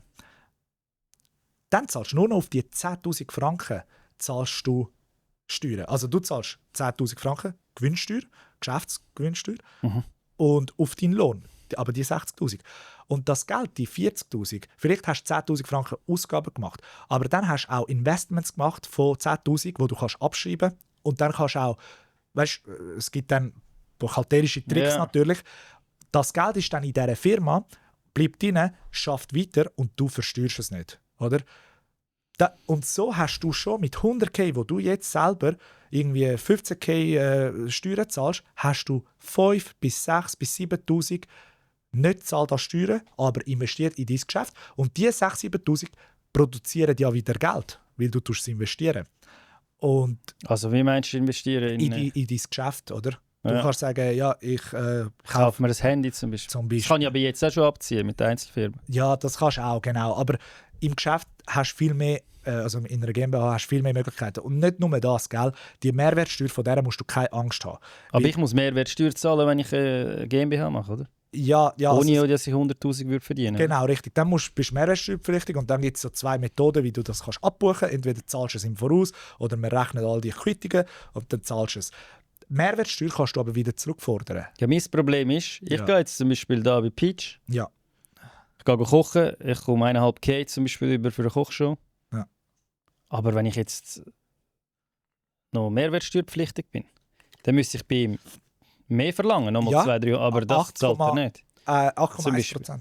Ja, aber er würde das nicht zahlen. Weil er tut das gar nicht, ihm ist das scheißegal. Der ist ein Millionär, ihm ist scheißegal. Nicht einmal wegen dem. Er zahlt dir das, aber er kann das zurückfordern. Er könnte es zurückfordern, genau. Aber, ja, aber ich rede... es hat dann eben Leute, die das gar nicht wollen. Noch mehr zahlen, das ist das Problem, checkst? Aber dann tust du es inkludieren. Dann kannst du sagen, dein Preis ist anstatt 1500 ist 1420 plus Mehrwertsteuer inkludiert. Ja. Dann verdienst du halt die 8%. Also hast nicht weniger? Weniger, ja. Aber die Mehrwertsteuer, es ist ein 0-0-Game. Und du musst dich auch fragen, mit wem bist du am Geschäft machen, wo keine Mehrwertsteuer zahlen oder kann zahlen. Das ist dann auch nicht ein seriös. Also weißt, dann hast du einen falschen Partner, der sagt, ja, wegen dieser 8,1%, weil er kann sie auch wieder zurückfordern. Das meine ich. Er kann es zurückfordern. Ja. Als GmbH hast du, schau, die 2, 3 grossen Vorteile ist, du haftest nicht privat.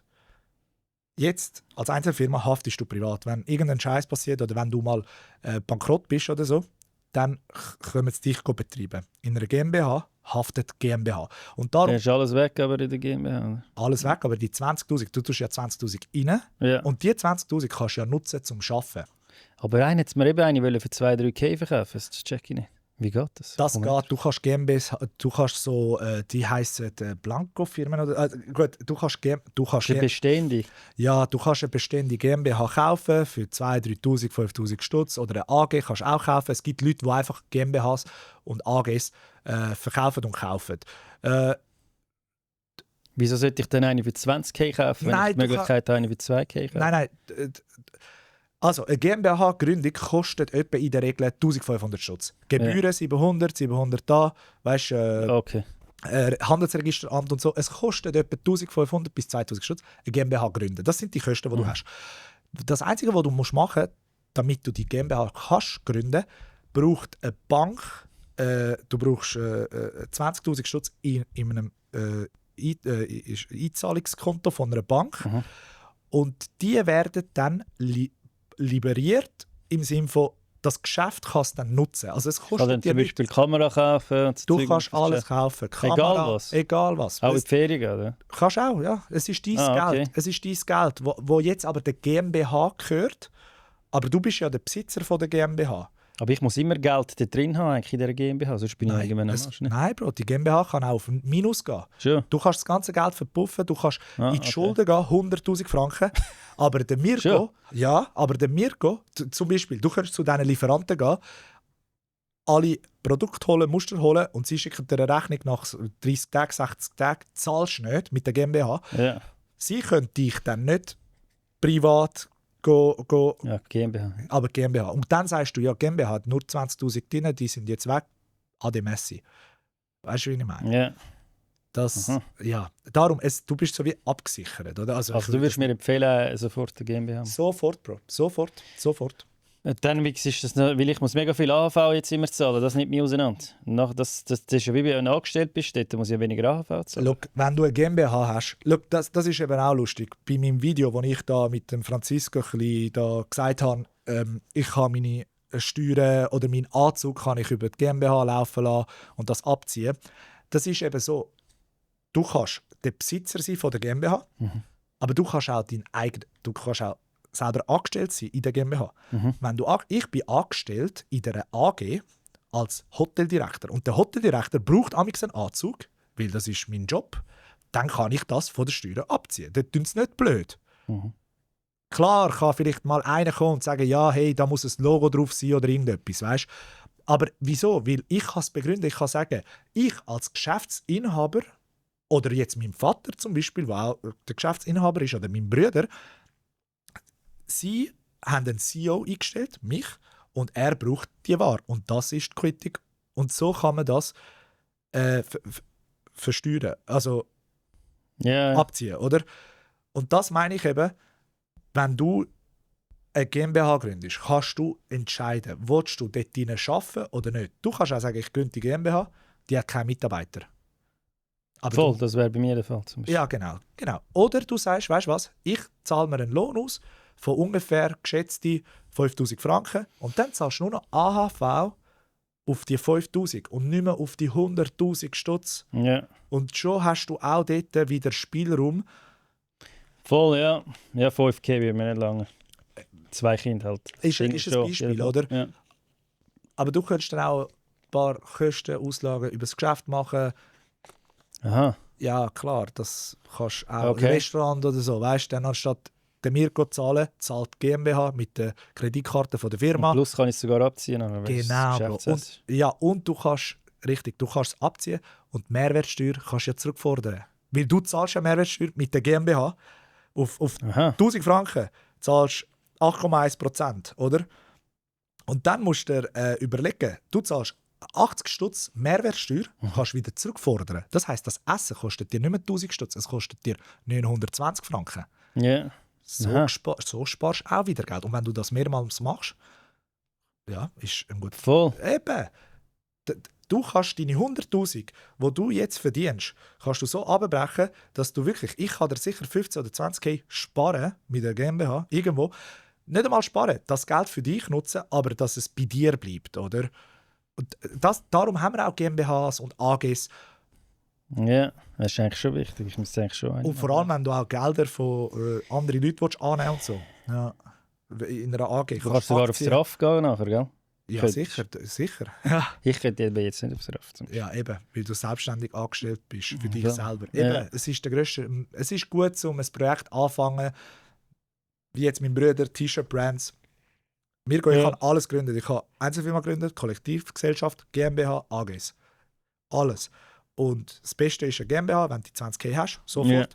Oder sonst eine AG, wenn du mehrere Partners bist, kannst du Aktien abgeben oder verteilen. Und das Coole ist, Bro, du jetzt als Mirko machst 100'000. Was ist der Wert von deiner Firma jetzt? Ist es 100'000 Franken wert? Oder dein Name, dein Brand? Oder was?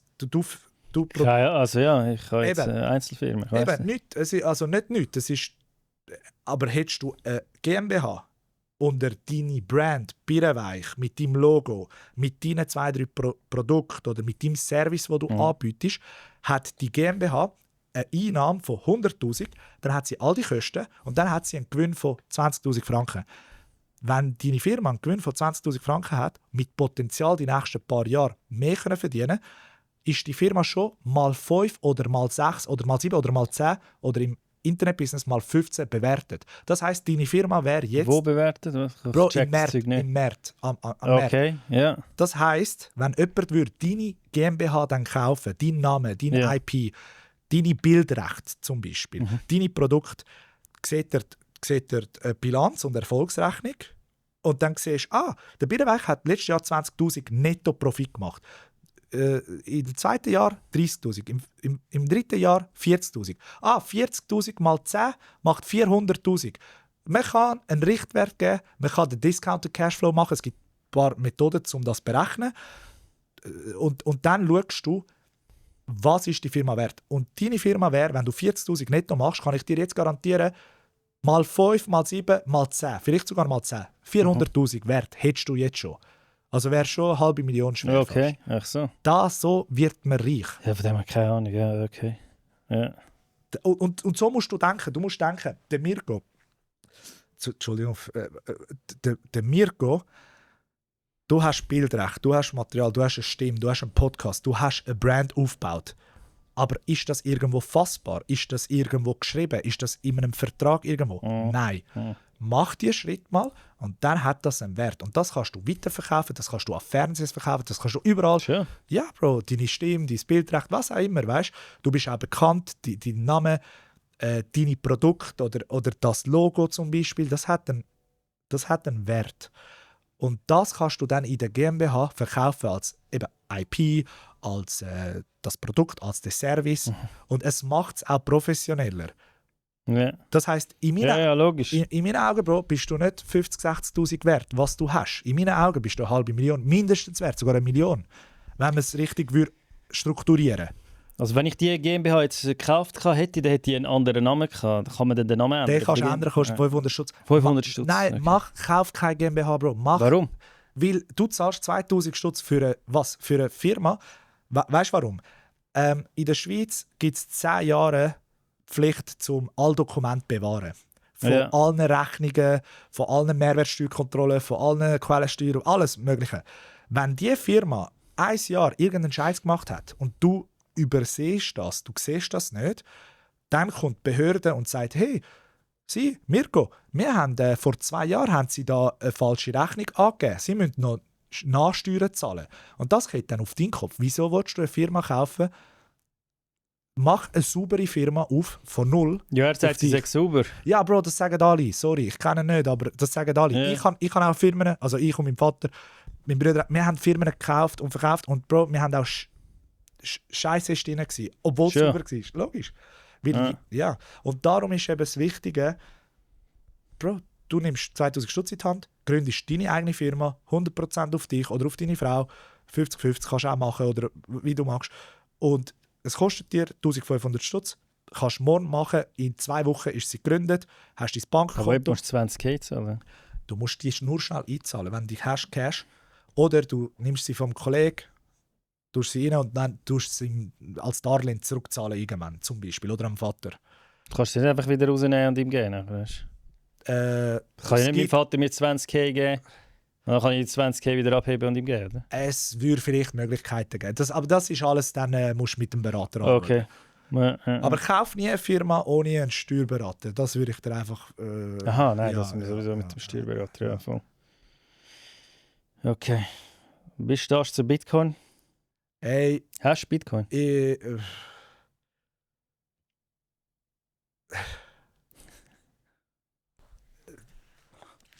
Ich lasse mal so. Hast du oder hast du nicht? Bro! Du musst nicht sagen, wie viel. Du musst nicht sagen... Ich lasse mal im Raum liegen. Okay. Ihr könnt euch eure eigenen... Aber wie stehst du zu Bitcoin? Bro, ich bin schon lange, habe mich schon seit Jahren informiert. Also seit 2016, 17 dort so im Thema drin gewesen und so. Auch schon drin gewesen? Ich lasse mal im Raum. Okay. Ich lasse mal im Raum. Und das Ding ist, ich finde das Modell Blockchain, Ja. die Technologie dahinter mega spannend. Ja. Und ich finde, wenn du einer von den First Movers bist, egal wo, sei es AI, sei es Bitcoin, Blockchain, was auch NFTs und so, dann machst du einfach mit, das ist Risikokapital. Und man hat es ja gesehen, ich meine, es ist auf, dann wieder runter und jetzt ist es bei 50'000.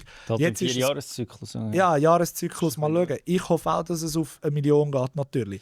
Aber ich stehe zu Bitcoin als, ich finde es eine coole Alternative zu Geld und zu dem System, das wir haben.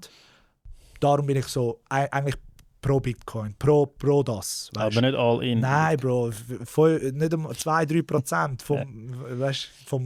vom Portfolio. Genau. Okay. Ja.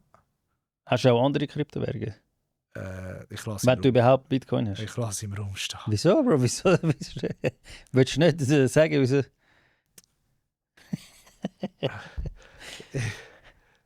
Ich lasse im Raum stehen. Okay. Erst mal. Eben zum. Eigentlich geht es ja darum, es ist wie eine Anleitung. Wenn du jetzt jemandem müsstest mega einfach, simpel eine Anleitung geben, innerhalb von 1 Minute.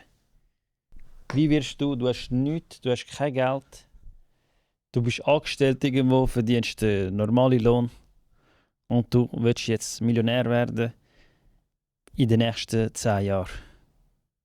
Was würdest du, wenn es so wirklich ganz kurz zusammengefasst, könntest du wirklich sagen, in 1 Minute oder so? Ja, kann ich machen.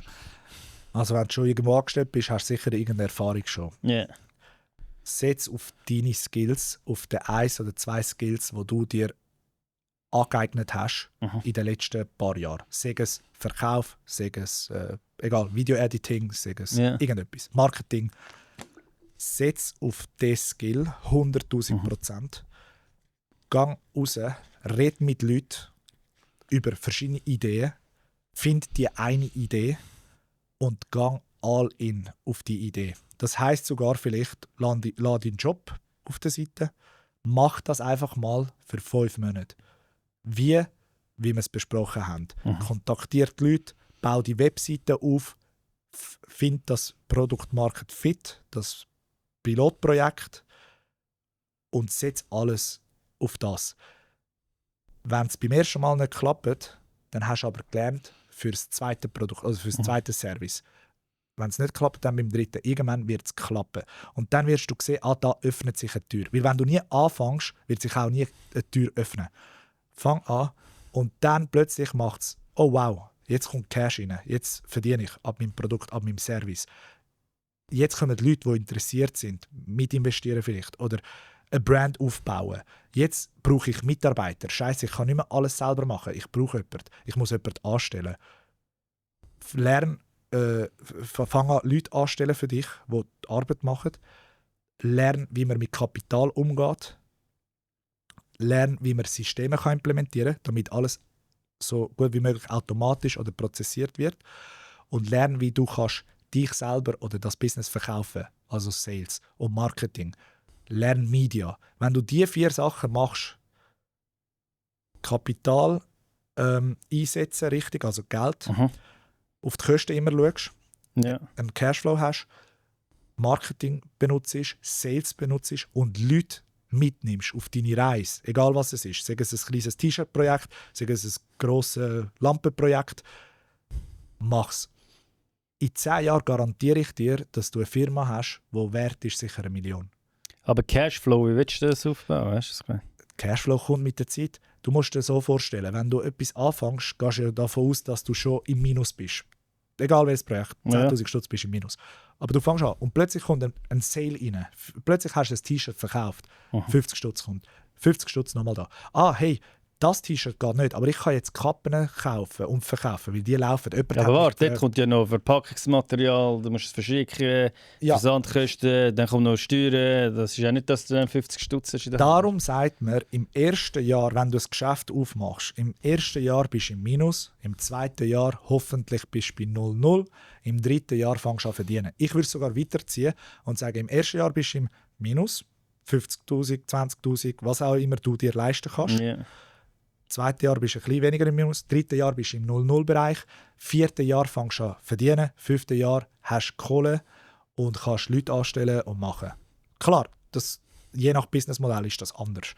Aber das ist immer der Lauf vom Geschäft, jedes Geschäft. Du wirst nicht, ganz selten wirst du ein Produkt oder einen Service finden, wo ab Tag 1 läuft. Eben, ich habe einmal T-Shirts schon verkauft. Ich habe ein paar verkauft und so, aber ja, da musst du ja irgendwie, weißt du, ich habe ein bisschen Reichweite, habe ich das in die Story da, dann haben es die Leute gekauft, aber wenn du jetzt zum Beispiel das machst und niemand kennt dich, du hast keine Reichweite, 0,0, ist es ja nochmal ein bisschen schwieriger zum Produkt. Klar, aber Bro, dann musst du kreativ werden. Wo kann ich T-Shirts verkaufen? Vielleicht braucht das Hotel. Dort hat es eine kleine Lobby. Tun wir doch am Hotel sagen, das T-Shirt kann er für 20 Stutz dort verkaufen. Er kann die Hälfte vom Gewinn machen, ich die Hälfte. Und dann schon bist du mal platziert in einem Hotel. Ja, als Beispiel. Wird kreativ. Geht zu den Kollegen, die schon ein Geschäft haben. Unterstützt euch gegenseitig. Und wenn du mit den richtigen Leuten dort dann zusammen bist, kommen die Chancen. Weil einer kommt und sagt, hey, weißt du was, das gefällt mir mega, was du machst. Komm, gib mir mal. Ich versuche das Verkaufen für dich. Und ich habe einen Anteil. Bau einen Vertrieb auf. Aber das alles wirst du erst lernen, wenn du es machst, wenn du es nie machst und wenn du nicht all in gehst. Eben deine Geschichte, du hast selber gesagt, ja, ich habe es probiert gemacht und ja. Aber würdest du all in gehen, ich bin sicher nicht all in. Ich habe es nebenbei einfach gemacht. Eben, darum sage ich, wenn du in 10 Jahren reich werden willst, gang all in auf eine Sache und lerne aus dem. Und dann kommt das gut, wenn du die Tools nutzt. Und ja, das Produkt muss auch gut sein. Weißt, wenn es ein Müllprodukt ist, dann switchst du. Kannst ja, es gibt Tausende von Produkten. Bro, ich könnte dir jetzt in diesem Raum kann ich dir 100 Produkte sagen, die wir versuchen zu verkaufen. Ja. Sofort morgen. oder? Aber man muss es dann auch machen, man muss auch Ja, voll. konsistent Eben, viel sein. schnurren, mach dies, mach das. Wir schreiben mega viel, mach das, mach dies. Aber Eben, ich so, mach du, Bro. Mach du. Du musst trainieren wie ein Fußballer. Jeden Tag. Fokussiert, diszipliniert. Es ist hart, Bro. Geschäfte machen ist hart. Schau, Voll. mein Hotel, Bro, wir arbeiten ein Jahr, 12 Monate. 11 Monate arbeite ich, um Kosten zu zahlen, zum Mitarbeiter zu zahlen, um alles abzuzahlen. Ein guter Monat bleibt für mich bei mir übrig. Weißt du, wie ich meine? Okay, Wenn es ein gutes Jahr ist. Aber dann kommen auch wieder schlechte Jahre. Also versuche auch in den guten Jahren nicht alles Geld auszugeben, sondern auch Reserven aufbauen für die schlechten Jahre. Für Corona. Für Corona, ja. Ja, Denkst du, kann heute jeder Millionär werden? wer den Wille hat und Durchhaltevermögen, ja. Ja. Ja, vor allem heutzutage mit der Technologie, die wir haben, mit der Information, mit AI. Ich sehe aber dort irgendwie noch Möglichkeiten, wo weißt du, dort hättest du wie einen Vorsprung meiner Meinung nach, weil viele nutzen das, ich auch. Ich könnte es, glaube ich, viel besser nutzen. Ja. Ich sehe nur schon meinen Bruder, wenn er zum Beispiel verkauft. Er macht Musikvideos mit Suno, tut er den Sound erstellen und nachher tut er noch mit Grok oder so das Video, die alle zusammenfügen. Und dann hat er ein Musikvideo und er verkauft das Musikvideo, ich sage jetzt nicht wie viel, aber einen recht hohen Betrag. Und dann so verkauft er die Dings. Und es gibt viele Leute, die das gar nicht checken. Und mein Bruder ist jetzt nicht voll drin, gell?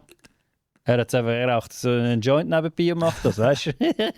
Ist voll drauf und macht, weißt du, was ich meine? Wenn sich einer jetzt foldet, würde drin rein und das hure krass macht, weißt du, was ich meine? Ich glaube, dort viel sind, ich glaube, KI wird noch viel einfacher. Jetzt ist es noch ein bisschen aufwendiger. Du musst jedes Mal 10 Sekunden Videos aneinander hängen. Du musst Prompts mega genau schreiben über Chat. Du musst ja nicht mal schreiben, du kannst echt reinschnurren. Bei ChatGPT, dass er dir das erstellt. Und ich glaube, da sind wir noch voll in den Anfangsschuhen. Darum, recht viel machen. Wenn du einer der Ersten bist und dich voll all-in auf das setzt, vielleicht nicht heute, aber übermorgen wird der Skill benutzt und wird auch gezahlt. Und dann kannst du Cash machen ab dem. Dann kannst du eine Beratung machen oder was auch immer, eine AI-Company auf das Produkt, auf deinen Skill, was auch immer. Ja. Oder? Und darum sage ich, ja, go for it. Mach es. Wenn ihr den Drive habt, wenn ihr das Innerliche habt, fucking macht es einfach. Ja, viele wollen eben so geringen Aufwand wie möglich. Checkst Bro, das sehe ich halt bei mir.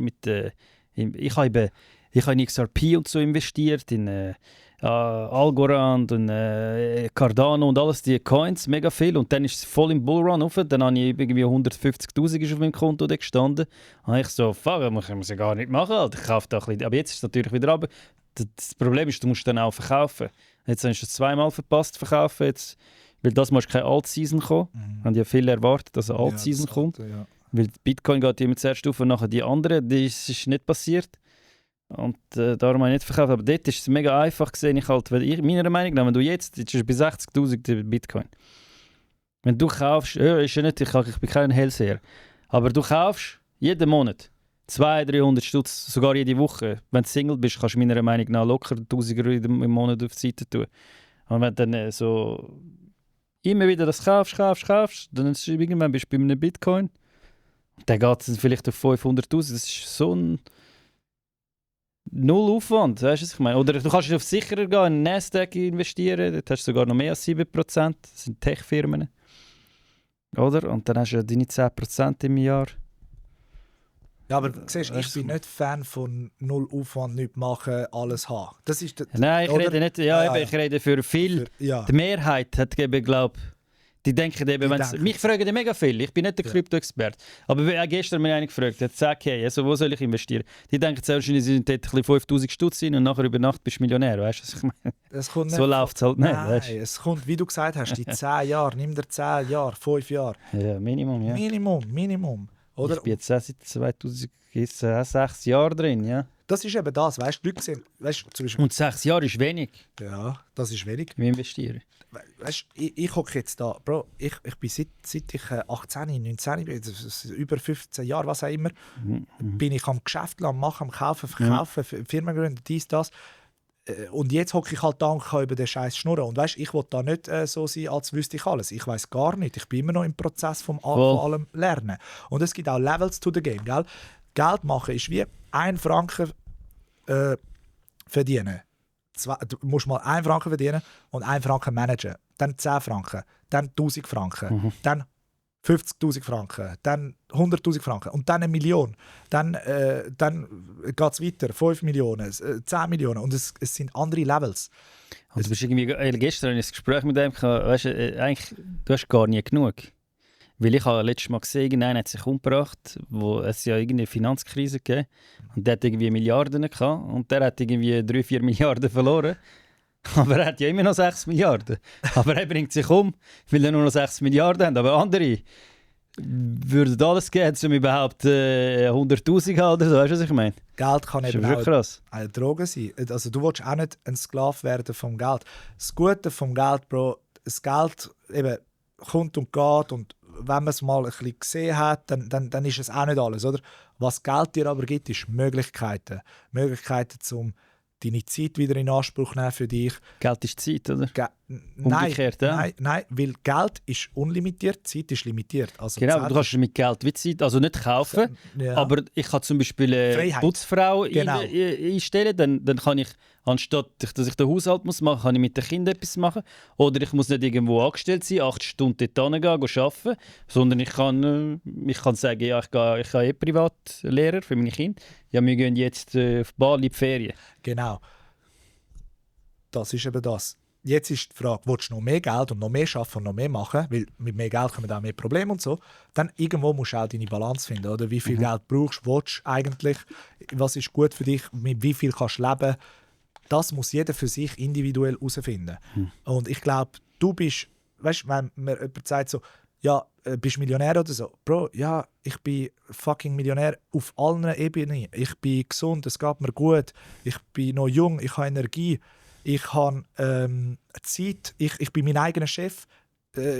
Ich habe 100 Chefs, kleine Chefs, weißt, all meine Kunden, Lieferanten und so, aber ich habe keinen Big Boss über mich. Das ist für mich mehr wert, wie du könntest mir jetzt 10 Millionen geben und sagen, da ist 10 Millionen und change deinen Lifestyle, wird CEO von dieser Firma oder schaff 50 Stunden in der Woche, was auch immer. Und ich sage dir, nein, Bro, ist mir es nicht wert. Ich bin mehr wert wie das. Ja. Mein Lifestyle, oder? Voll. Und darum ist Geld auch so ein bisschen eine Theoriesache. Und man sollte sich nicht so verkrampfen in das Geld-Thema. Ja.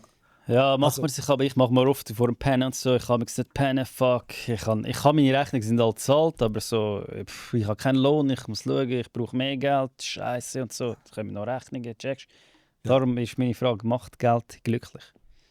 Bis zum gewissen Grad, ja. Und es ist sogar eine Studie rausgekommen, bis etwa $100.000, sagen wir mal 100'000 Franken, macht Geld proportional glücklicher. Wenn Geld aufgeht, geht deine Glücklichkeit auf. Weil, wieso? Du hast so deine Basic Needs, so Maslow-Pyramide, hast du deckt. Das heisst, du kannst deine Miete zahlen, du kannst essen. Was ist das für eine Pyramide? Maslow-Pyramide ist die Bedürfnispyramide, die wir Menschen haben. Und das ist so. Und unten hast du eigentlich all die Sicherheit, so Schlaf, Essen. Ja. Genau. Und dann geht es immer weiter. Und oben hast du Self-Actualization. Also, was willst du aus deinem Leben kreieren und machen?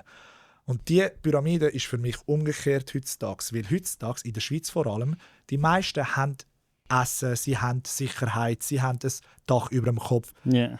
Aber was fehlt uns in dieser Gesellschaft? Dich finden, deine Passion. Und weißt, aber nicht nur Passion, sondern das, wo du für das, was du brennst. Und wie kannst du aus dem dann Geld machen? Wenn du das findest, dann hast du ihn, meiner Meinung nach, geschafft. Wow. Oder? Und darum sind wir auch in so einer Lebenskrise, Bro, dass alle so ein bisschen halbe Depression haben und so.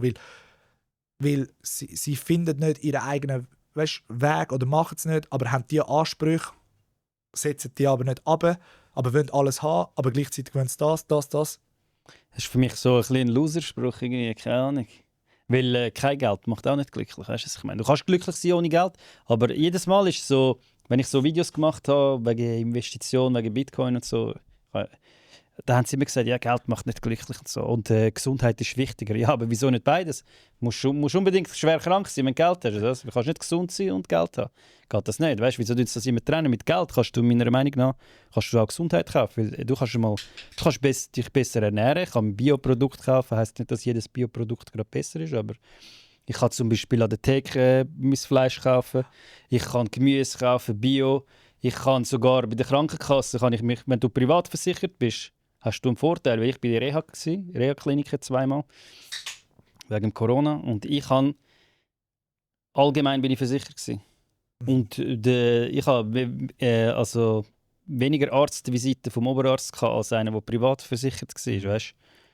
Aber die Grenze ist irgendwo. Das heisst, vielleicht ist es bei jemandem 100, weißt, wenn du selbst keine Kinder hast, mit 100'000 steigt deine Glücklichkeit, weil dann kannst du dir so Sachen leisten. Aber ab 100'000 ist das Leben nicht mehr viel anders. Oder sagen wir 1 Million zum Beispiel. Oder dann hast du 2, 3. Und dann ist eben genau das.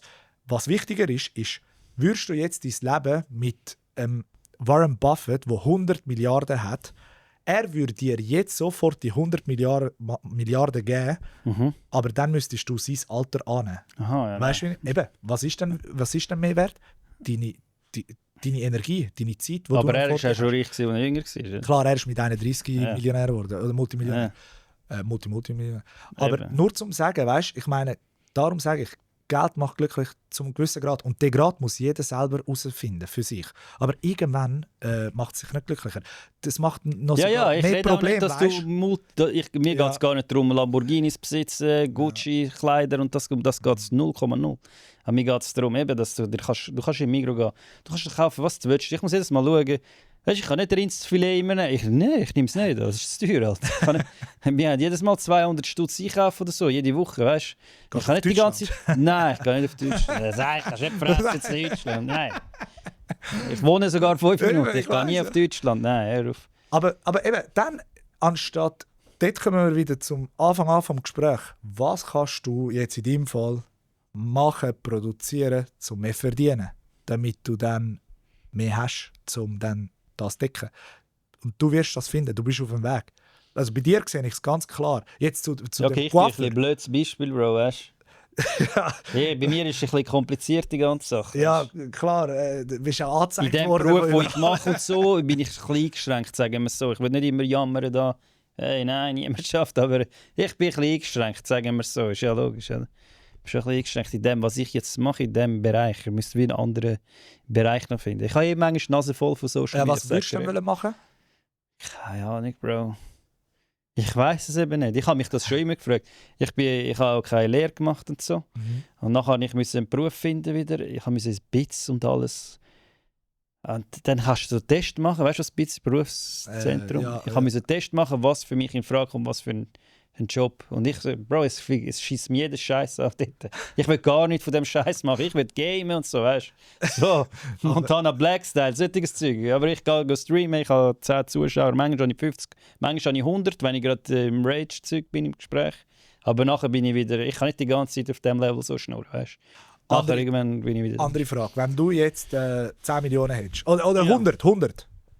100 Millionen. 100 Millionen hast du jetzt. Wie würde dein Alltag aussehen? Was würdest du machen? Oder deine Woche? Erzähl mal. Also ich würde das Geld, Minimum, 80% würde ich investieren nachher. In Dividendenaktien, dass ich Cashflow habe, dass ich passives Einkommen habe. Bitcoins würde ich kaufen und so weiter. Aber mein Leben würde so aussehen, dass ich würde die ganze Zeit Leute beleidigen auf Social Media. Fickt euch alle ins Knie. Fickt jeden scheiß verdammten Spaß auf dieser Welt. Ich hasse Menschen. Das würde ich sagen. Ich glaube mir, ich habe voll meine... Bro, ich stehe am Morgen auf. Ich schaue aufs Handy. Ist schon wieder irgendein Spaß, ein verdammter, dreckiger Spaß, mir irgendeine scheiß Nachricht am Schreiben. Jeden verfickten Morgen stehe ich so auf. Ich habe gar keine Lust mehr auf mein Handy zu schauen. Kommt wieder irgendein Spaß. Du Hurensohn, der Ronaldo ist besser. Alter. Scheiße. Die beleidigen meine Mutter, weil ich gefunden habe, dass der Messi momentan besser ist. Ich weiß auch nicht. Bro, solche Sachen, weißt du? Wenn ich Multimillionär wäre, ich würde auf jeden Einzelnen meinen Schwanz lutschen. Sorry, genau so würde ich es dann sagen, ja. Mal wieder Rotti Goglioni jetzt. Nicht halt, Bro, ich habe eine Community, die mich voll hinter mir steht und mega gute Leute, aber ich habe mega viele Leute, Bro.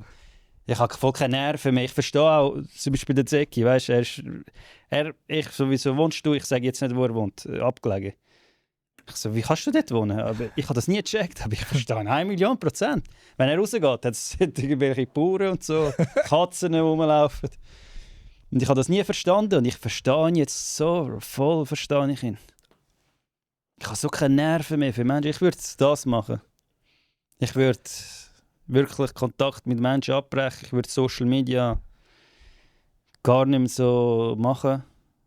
Das würde ich machen. Das ist eine Freiheit im Kopf, weißt du, das gibt Geld. Ja. Checkst, und die dann musst brauche du ich. nicht mehr das machen. Genau, aber wenn du dann nicht mehr das müsstest machen, was würdest du dann wollen machen? Reisen, Hobbys, irgendetwas? Bro, mit den Kindern. Mit den Kindern. Alles für die Kinder würde ich machen. Alles. Privatschule, sie haben das beste Leben, was sie haben.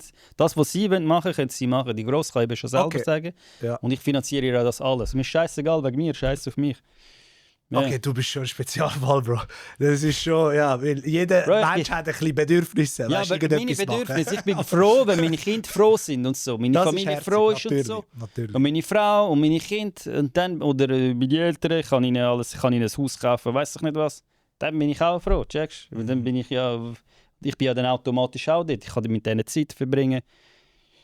In der Villa und so, checkst? Weit weg. Von allen Leuten, die mir schreiben, ich sage nur so, weil der Ronaldo besser ist. Scheiße. Ja, Geld gibt Oder Freiheit, ein Rassist. Natürlich. Was würdest du machen, wenn du 100'000... Wenn ich 100 Millionen habe, Bro. 100 Millionen, vielleicht hast du schon 100 Millionen, wir wissen es ja nicht. Es steht im Ich Raum, lasse oder? im Raum. Ich lasse im Du Raum. lässt es im Raum. Ich lasse im Raum. Irgendwo. Ich muss nachher suchen, vielleicht finde ich ein bisschen Kohle. Ey, was ich würde machen ist, ich würde als erstens, weißt, all die engen Leute um mich herum, würde ein bisschen ihnen Geld verteilen, also meinen Brüdern und so, Geld verteilen. Da nimm du, Bro, dass du auch keine, weißt, so mehr hast und so. Aber ich würde denken, 50% von der Zeit, was macht mir Spaß, was will ich machen? Ich will die Welt bereisen, ich will an Orte angehen, die ich noch nie gesehen habe. Das ist auch, Das ja, finde ich genau. hure geil. Ich würde, weißt, so Aktivitäten machen, Bungee-Jumping in dem Land, Nein. dort über. Nicht Helikopter fliegen. Nicht Helikopter fliegen, sonst wie der Kobe Bryant. Und der andere da, wie heißt der? Der Tree. Nein, aber ich würde dann auch überlegen, wie kann ich einen Mehrwert bieten an meine Stadt, an mein Land, an meine Leute. Und sagen Sie jetzt einen Podcast. Schau, den Podcast mache ich aus pure Passion. Den würde ich auch machen, wenn ich 100 Millionen auf dem Konto habe. Ganz ehrlich. Schon, ja, okay, den Podcast würde ich auch noch machen. Das macht mir so Spaß. Passion, Ja, voll. genau, weißt?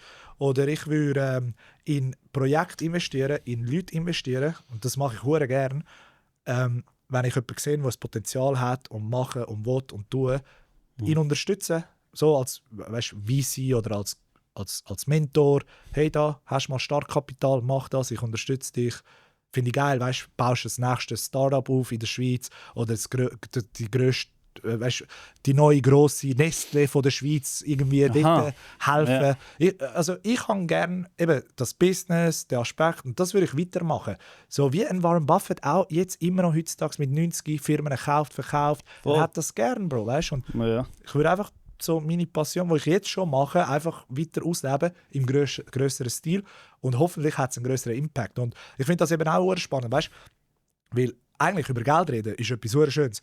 Jeder sollte daheim über Geld reden. Ja, aber in der Schweiz ist das so ein Tabuthema. Eben, es ist ein Tabuthema. So Strassenumfragen. Ich muss das, glaube ich, mal schreiben in den Kommentaren, wenn ich mal so eine Strassenumfrage mache, wer wie viel verdient. Weil ich sehe das bei Paaren und die sagen, nein, über Geld redet man sicher nicht. So. Eben, es ist aber hauptsächlich das Pfeifeli, Viertel Blut zeigen, allen präsentieren, so auf dem Ding im Gym, ist kein Problem. Weißt? Das ist es. Darum sage ich ja, eigentlich ist Geld kann etwas sehr Schönes sein. Also du kannst es auch böswillig, bösartig nutzen, aber wenn du Geld gut einsetzt, dann kannst du aus dieser Welt, die wir hier haben, kannst du eine bessere machen. Und du kannst, das Schöne am Unternehmer sein ist, du hast vielleicht 10 Leute, 20, 100, 1000 Leute, die arbeiten mit dir und du kannst ihnen Möglichkeiten ermöglichen, die sie vielleicht nicht haben oder wo sie nicht machen.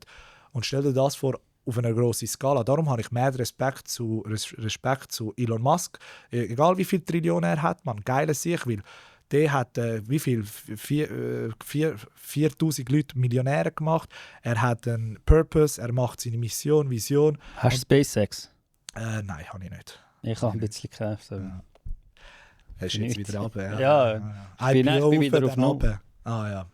Aber eben, nur zum Sagen, oder? Und das Geile ist, Bro, am Anfang, wenn du für dich da bist, ist niemand für dich da. Niemand.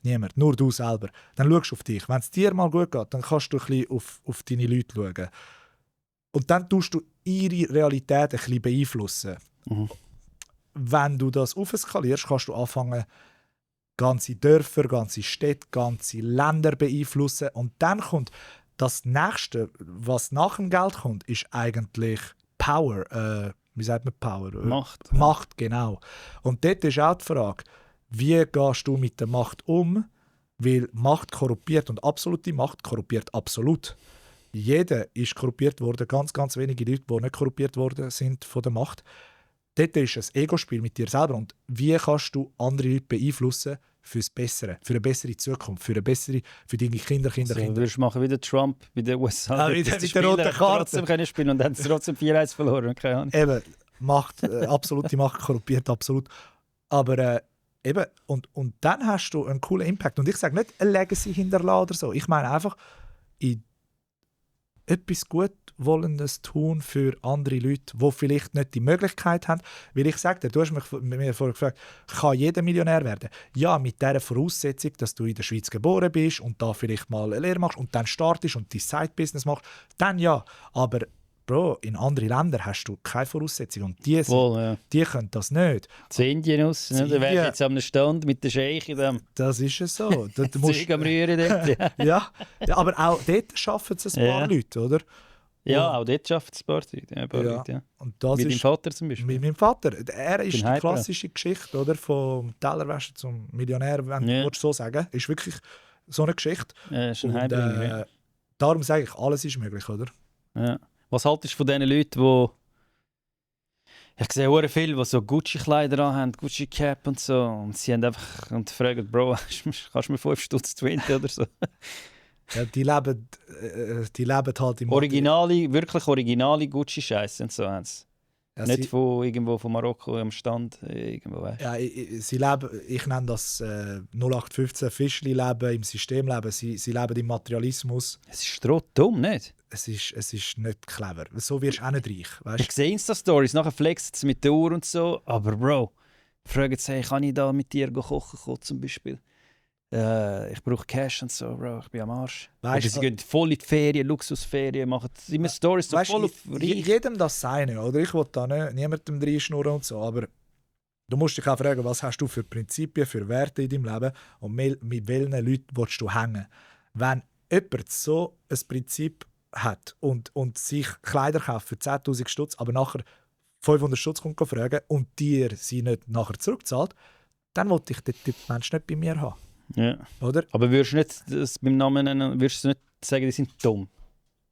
Nein, ich glaube, sie sind nicht dumm, die Leute. Aber für mich sind sie Vollidioten, ich sage ehrlich. Aber okay, ich will nur deine Meinung. Nein, ich denke, sie werden einfach nie reich werden. So, fertig. Okay. Und dann sind sie halt immer in dem noch 15 Leben vielleicht stuck. Aber sie wären eben, das heisst ja nicht, sie wären es ja gerne, weil sonst würden sie ja nicht die ganze Zeit sich so als reich präsentieren im Netz oder so. Weißt? Ich sehe wirklich viel. Ja, das Problem ist halt, Bro, Social Media ist auch so ein Scheiß. Weißt du, ganz ehrlich, du und ich, wir sind auch Sklaven vom Social Media, weil wir posten die ganze Zeit. Ja, das sind nicht einmal Leute, die Content machen, eben, dass wir das verstehen. So, ja. Leute, die auch Social Media haben. Ich habe vorher auch Social Media gehabt, oder? Ja. Einfach nicht. Aber genau so Leute, Bro, ich will nicht mit denen zu. Das sind Geister für mich. Die existieren nicht einmal in meinem Leben.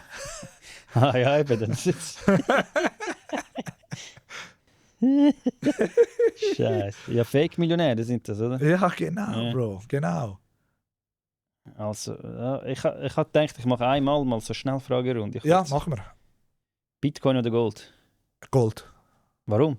Seit Tausenden von Jahren schon immer einen Wert gehabt, in den letzten paar Jahren immer gestiegen. Das kannst du auch im Kriegsfall benutzen, wenn Technologie am Arsch ist, hast Gold. Gold ist Gold. Ja.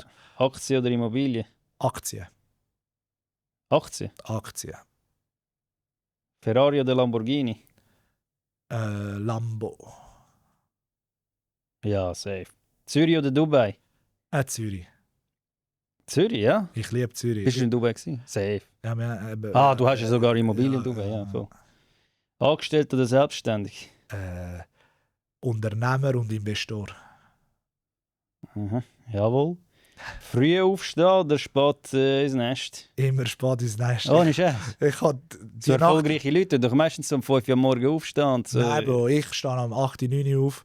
Ich habe meine Routine anders gefunden. Weißt du was? Erfolgreiche Leute arbeiten nicht einmal so viel, wie man denkt. Erfolgreiche Leute arbeiten 2-3 Stunden pro Tag an 2-3 Projekten. Nicht einmal machen eine grosse Entscheidung, wo aber der Hebel ist, weil dort kannst du das Geld verdienen. Der Jeff Bezos zum Beispiel macht es gleich. Ich mache auch so, Bro. Ich arbeite amigs 4-5 Stunden pro Tag nicht einmal. Schon. Ja, weil ich muss halt einen richtigen Mitarbeiter einstellen. Das ist eine wichtigere Entscheidung, wo mir ein paar tausend Stutz reinholen oder nicht, anstatt jetzt schnell ein E-Mail zu machen.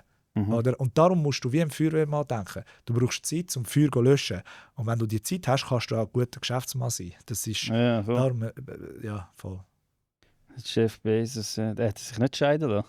Doch, da. Also jetzt? Oder? Sie kassiert. Die ist ja die reichste Frau von der Welt. Die mit den gemachten Brüsten. Ja. Reich und unbekannt oder berühmt und durchschnittlich? Reich und unbekannt, fix. Reich und unbekannt? Fix. Ja. Berühmt? Du kannst ja trotzdem... Der Chico Lotto-Millionär da. Kennst du den? Nein. Der ist immer in Deutschland. Der ist recht bekannt, so ein Türk. Der hat Millionen gewonnen im Lotto. Ah, ja. Und der hat ja keinen Schwanz gekannt. Der ist ja nachher bekannt worden, nur weil er im Lotto gewonnen hat. Weißt? Weil er so prahlt mit dem Geld und so. Bro, aber jetzt eine Frage an dich. Wie findest du, dass man dich kennt? Was ist dein, so der Fame? Wie gehst du mit dem Fame? Ja, warte, ich sehe mich eben 0,0 als Fame. Weißt du, das muss man wirklich sagen. Für mich ist ein Fame ein Jaka, ein Roger Federer und so. Ich sehe mich 0,0. Weißt, ich weiss, dass mich ein paar kennen, sonst würden nicht ein paar mit mir Fotos manchmal machen, aber es hält sich schon in Grenzen. Weißt? Okay, fair enough. Aber es ist okay, Bro. So, weißt, ich finde es schön eigentlich, wenn jemand kommt, weißt, so zu sagen. Es ist eine Bestätigung für deine Arbeit. Ja, voll. Er fühlt dich so und du findest es gut, dass du ihn können unterhalten und dass sich überhaupt jemand fühlt und so. Finde ich eigentlich noch ein schönes Gefühl und ich folge diesen Leuten sogar, wenn sie mit mir ein Foto machen, dass sie ihre Insta-Story posten, dann folge ich denen zurück, weil sie das überhaupt machen, ja. Geil, ja. Voll. Das ist schön, ja. Ich folge jetzt nur vielen Leuten. Wie soll ich auf Instagram jetzt das machen? Aber eben, es hält sich voll in Grenzen. Es ist bei mir so, ich bin oft mit dem Kind unterwegs und so. Ja. Sie schreiben mir mega oft, hey, ich habe dich gerade dort gesehen. Oder auch wenn ich allein unterwegs bin sogar, schreiben sie mir, hey, ich habe dich gesehen. Ja, voll. Ja. Warte mal, da ist etwas Gutes.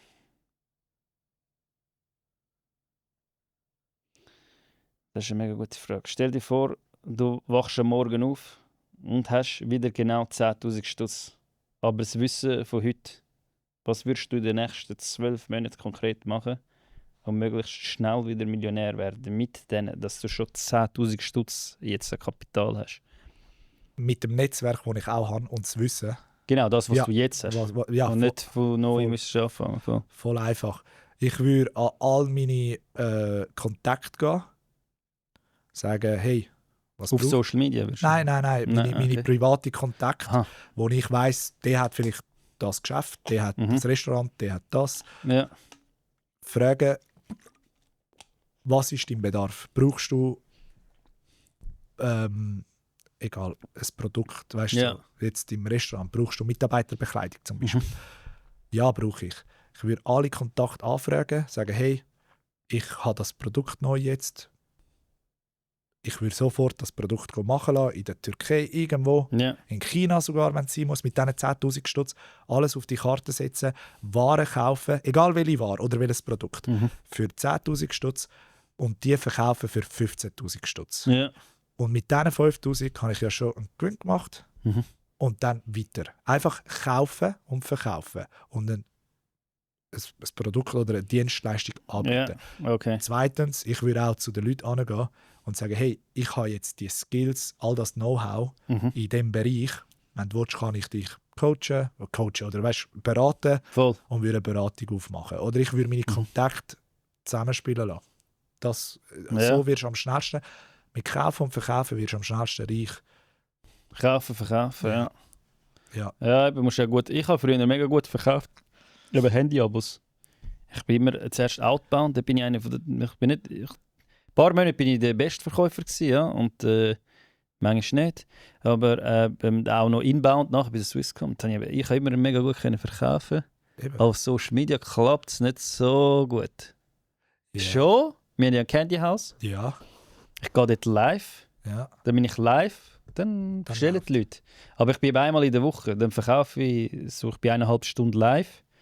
Dann machen wir schon eigentlich 10 Bestellungen pro Dings. Das ist eben auch eine Möglichkeit. Jetzt stell dir vor, wenn du das würdest skalieren oder Jeden mehr Tag, machen. stell dir vor. Jeden Tag, genau. Das meine ich. Jeden du hast Tag, nicht nur 1,5 Stunden, sondern du machst es wie einen Job, 8 Stunden am Tag. Das was? wäre auch krass. Mach 12 Stunden mal am Anfang. Weißt du, scheiß drauf. Mach's mal, weißt du? Als Beispiel, oder? Das meine ich eben, Mirko, weißt du? Weißt du, wenn ich jetzt, warte mal, jetzt Ja. ist mir gerade eine Idee gekommen. Ich habe so Stickers daheim und ich habe ja mal T-Shirts und so machen. Habe Ja. ich eben gar nicht gemacht. Da haben sie mir gar nicht dazu gekommen. Gell? Du hast mir wollen so ich posten. kann, ja, voll. Hast du das noch eigentlich? Ich kann es machen, ja. Also so eins. Ja. Das wäre geil. Und dann könntest du das eben live sein, daheim, weil ich muss immer auf Solothurn dort. Ja. Und dann kannst du das eigentlich kannst sagen, hey, da auf der Homepage, jetzt, der jetzt bestellt, der kommt noch das und das, dann verpackst du es. Das ist auch noch eine Möglichkeit. Bro, in China ist das ein riesen Multimilliarden ich habe es mal gesehen, wo es draussen Ja. alle so Stände sind mit Stände. dem, Tack, ja, tack. mit dem Ring. Milliarden Geschäft. Und das ist eben auch etwas, gell?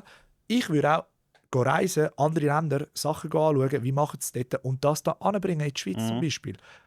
Probier mal 2, 3 Sachen neu und eben, irgendetwas klappt. Und weißt du, das meine ich auch, mit deiner Erfahrung, mit all dem Wissen, das du jetzt hast, dir fehlt nur noch die korrekte Umsetzung und Struktur und dann hast du ihn. Und plötzlich hockst du da nach 1, 2 Jahren und deine Firma ist bewertet 1 Million. Ja. Und dann bist du Millionär. Dann bist du einer von diesen 8 Leuten im Raum, weißt du? Gute Produkte. Ja, eben, wir verkaufen die da, so Ja. scharfe Sachen und so. Und da, okay, das ist Peach da hinten. Das ist etwas anderes, ja, genau. Eben, du kannst entweder ein Produkt verkaufen oder einen Service. Service ist dein Know-how, ist Bildrecht, Material, Ja. Genau, Dienstleistung, oder? Aha. Ähm, Jetzt habe ich gerade eine Idee bekommen, ja. das ist Frag mal ihn, ob ich für Peach so Livestreams machen und Sachen verkaufen. fix, Bro. Das ist das Wichtigste, Bro. Schau, jetzt haben wir diese Stunde investiert oder 2 Stunden und jetzt sind wir auf etwas gekommen. Diese Stunde war so gut investiert gewesen, weil jetzt vielleicht machst du 100'000 Franken aus dem. Hoffentlich. Ja. Oder ihr, die zuschaut. Oder ihr, der zuschaut. Ich hoffe, es ist ein Mehrwert. Klar, wir haben ein bisschen hin und her geschnurrt. Nein, Aber ja. jeder kann Ist so schon seine Mehrwert. Golden Nuggets rausnehmen von dem Ganzen. Weißt? Safe. Ja, Also, eben, ihr habt noch Fragen gestellt. Die Ja. schauen wir jetzt noch schnell an. machen wir Und noch. nachher wären wir dann am Schluss. Community-Fragen. Schmeiße ich die nachher raus, du Arschloch. Ich habe noch nicht zu Mittag gegessen, nur das Brötchen habe ich gegessen. Du hast gegessen, oder? Nein, Bro, nicht. Wenn wir noch etwas... Aha. Ja, Snooze, oh, die haben ja Snooze. Die. übrigens auch bei Candy House. Ah, Snooze. Ja. Velo, oder was? Ja, Velo haben wir auch. Ja. Und bei uns, eben, wenn ich live bin, da habe ich also das Glücksrad hinten. Du bestellst und ich verpacke es direkt und du kannst eben die ganze Bestellung gewinnen. Geil. Ja. Hey, Das by ist- the way, wenn wir schon beim Verkauf sind, also ich habe ja eine Textilproduktionsherstellungsfirma. Ja. Was wir machen, ist Sportwear, Workwear, Souvenirwear und alles, was Merch anbelangt. Alles Ja. Textilien. Okay. Wenn jemand das braucht, ein Fußballclub oder irgendein grosses Geschäft oder ein kleineres Geschäft, einfach DM mich und wir produzieren alles. Ah, okay. Ja, wir können auch Fußbälle machen, wir können Socken machen, wir können okay. alles machen. Ja. Und genau, und wenn jemand so ein geiles Liebling von Brandrise will, von meinem Bruder, um uns zu unterstützen. Ich auch. verlinke es unten dran, da könnt ihr Genau, das reinschauen. wäre auch geil. Und wenn Das ist mir jemand der ins Link Hotel dann, St. Carlo will kommen, können wir ins Hotel St. Carlo, gehen übernachten in Lugano. Und dann, richtig, und das ist jetzt auch ein Verkauf, wo ich gerade ein Sale, oder? Voll, ja. Und vielleicht kommt durch das kommen vielleicht 1000 Stutz mehr rein oder noch mehr, weißt du? Ja, eben so ein Podcast gehst, ist auch wichtig. Wenn du Podcast, willst genau. mal bei mir im Podcast kommen, schreib es auch in die Kommentare, wieso du willst kommen und über was du schnurren willst. Ja, voll. Ja. Und folgt dem Jared Pod auch. Jared Pod, Abonnieren, genau. Du abonnieren. hast einen Podcast. Und Ja. da hat nämlich jemand eine Frage gestellt, wegen wo ein Podcast geht. Ja. Wieso denken ihr, sind Linke schwieriger zum Einladen? Weil die wissen, dass es bei mir Ja, es ist schwierig, weil Leute denken, ja, ich bin rechts, weil ich rechte Leute einlade, aber du bist ja jetzt weder rechts noch links. Du bist wir haben alle 4 Präsidiums, Zürich Stadtrat, Präsidiumskandidaten gehabt bei uns. Linke, GLP, SP, die sind beide links, FDP und SVP. Die ist sind es rechts. schwieriger gewesen, die einladen? Nein, ist im Fall gut gegangen. Ist gegangen, Weil es ist gerade vor der Wahl gewesen. Und Ah, das ist gut okay. gewesen, weil einer hat ja gesagt und dann sind alle anderen auch gekommen, weil sie wollen ja nicht den Zug verpassen. Wir haben die gehabt. Bei den Politikern geht's, die Linken einladen. Weißt du, bei den grossen Politikern. Die kommen gerne auf den Podcast, natürlich. Ja. Aber ich habe jetzt auch ein bisschen mehr die Erfahrung gemacht, dass in den Influencer-Politiker, die so Influencer sind, die Linken scheuchen sich ein bisschen mehr auf den Podcast kommen, wie die Rechten. Vollgas. Und ich habe auch mit einem grossen Namen mal hin und her geschrieben. Und weil ich halt, Rob, oder nicht? Nein, kann ich nicht. Okay. Weil ich aber den Gusti drauf hatte, zum Beispiel, und er voll Anti-Gusti halt ist oder so, oder Anti-Rechts, was auch immer, hat er mir vorgeworfen, wie ich meinen Podcast führen sollte. Und dann bin ich so gewesen, Bro, mit so einem wollte ich doch nicht anhocken, sorry. Du kannst ihn mal so machen, wie du willst. Ja, aber ich lade gerne alle ein, weißt, links, extrem linke auch, ist mir egal. Aber ja, es ist halt schon ein bisschen schwieriger. Und nicht nur da, auch in Deutschland, auch in den Staaten und so. Ja, ist überall so. Überall, ja. In welchem Alter hast du deine erste Million Umsatz und Gewinn? Ja, 21, 22. Alter. Ja, wo ich das Geschäft übernommen habe vom Vater. Ja. Und wieso hast du übernommen und nicht die Brüder? Er hat den wollen. Hast du keine Lust? Ich habe wir haben das Gleiche gehabt. Also bei uns ist es um ein Restaurant gegangen. Mein Vater ist jetzt seit 2 Jahren pensioniert, 1,5. Ja. Da haben mich alle gefragt, wieso übernimmst du nicht das Restaurant? Aber weißt du, das ist etwas anderes im Restaurant. Da hätte ich mich gerade können scheiden lassen. Ja. Aber meine so, ist später passiert, so 5, 26, so, wo ich mein grosses Geld, also so erste selbstverdientes Geld gemacht habe und so. Ja. Das ist dann später passiert. Später, genau. Okay. Würdest du nicht noch lange drin bleiben im Casino, im Hotel, oder würdest du es verkaufen? Ey, alles hat seinen Preis, oder? Ja. Wenn eine gute Offerte reinkommt, kann ich es mir überlegen zu verkaufen. Ja. Ich bin immer offen für das. Ja. Aber momentan ist es eben, es ist auch so, es macht auch Spass, es gibt ja auch einen Titel, es ist auch so ein Business, wo, weißt, es ist da, du siehst es. Es ist nicht wie ein Internet-Business, das einfach irgendwo ist, oder irgendwelche Werbedeals, die du reinholst, oder Tisch. Es ist wirklich so ein langweiliges, aber schönes Business. Oder? Ja, okay. Und darum, es macht Spaß. Ich finde es auch mega cool, weil ich kann sagen, ich bin, weißt, 20 Minuten schreibt Hotelier Navin Jedid. Ist ein geiler Titel, gibt er auch Anerkennung und so. Ist ja etwas Schönes, weißt? Und das ist mehr wert, wie amix eben Cash zu haben. Und dann, Bro, hast du das Cash, du musst es alles in Aktien investieren. Wer bist du denn? Was machst du? Ja, traden. Ja, wo? Ja, die Heime. Ah, okay. Weißt du, ja. Darum ist so, amix ist auch der Ruf oder was auch immer auch mehr wert wie nur Cash. Genau, ja. Cool. Und muss ich auch sagen, als Hotel-Business ist es ein Family-Business. Das trägt auch ein bisschen Familie in sich und so. Yeah. Darum ist es auch ein bisschen eher können, das zu haben, oder? Ja. Aber wenn ein guter Preis kommt, Bro. So. Schönen Abend, ja. Schönen Abend. Ja. Fuck it. Also, bringen den heim, könnt ihr kontaktieren. Was für ein Business würdest du heute machen, wenn du nochmal von neu starten würdest? Lieber Gruß Joel, ich weiß nicht, ob du den kennst. Joel, ja, vielleicht. Joel NDLR oder so. Bro, ich würde 2 Sachen machen. Ich würde wirklich auf AI setzen. Ja, okay. Vollgas, fuck it, alles lernen, alles machen, irgendwo dort etwas finden, etwas kreieren mit irgendjemandem. Für die Blut für den Computer. Alles Mögliche. Das ist so das eine, damit ich einer der Ersten bin, oder weißt du, so jetzt, wo das kommt. Und vor allem, wenn du jung bist, weißt, kannst du das schnell antrainieren. Das Zweite ist, ich würde einfach wirklich in Kauf und Verkauf gehen. Ich würde einfach irgendetwas kaufen und wieder verkaufen. Für ein bisschen mehr Cash. Aber nicht Drogen. Kommt drauf an. Das sind jetzt erwartet, jawohl. Kommt drauf an. Kommt drauf an. Heroin. Okay. Aber was mehr Geld nicht, oder? Wie Shiny Flakes da heisst. Bist du geldgeil, hat jemand gefragt? Nein, gar nicht. Es sieht auch so aus oder so, oder will ich über das Thema gerne reden. Dass du protzest oder so? Nee, ich versuche nicht. Ich versuche humble bleiben, immer. Und ja, Bro. Aber vielleicht kommt es so über, weil wir halt einen Business-Podcast haben oder über Geld schnurren jetzt. Aber ich bin gar nicht geldgeil. Ich habe es dir auch gesagt, du kannst mir Geld da anrühren und ich nehme es nicht an, wenn meine Freiheit weggeht. Dann wollte ich lieber wenig, aber das, was ich habe und fertig. Ja. Ja. Okay. Voll. Jemand fragt noch, wie werde ich am schnellsten reich? Also nicht wie werde ich reich, sondern am schnellsten und legal, wenn es geht. Bro, das ist schon eine falsche Frage. Aber okay, um sie zu beantworten. Mit Risiko natürlich. Ja, du musst all in gehen, egal was. Job künden, alles und ja. wo alle hingehen.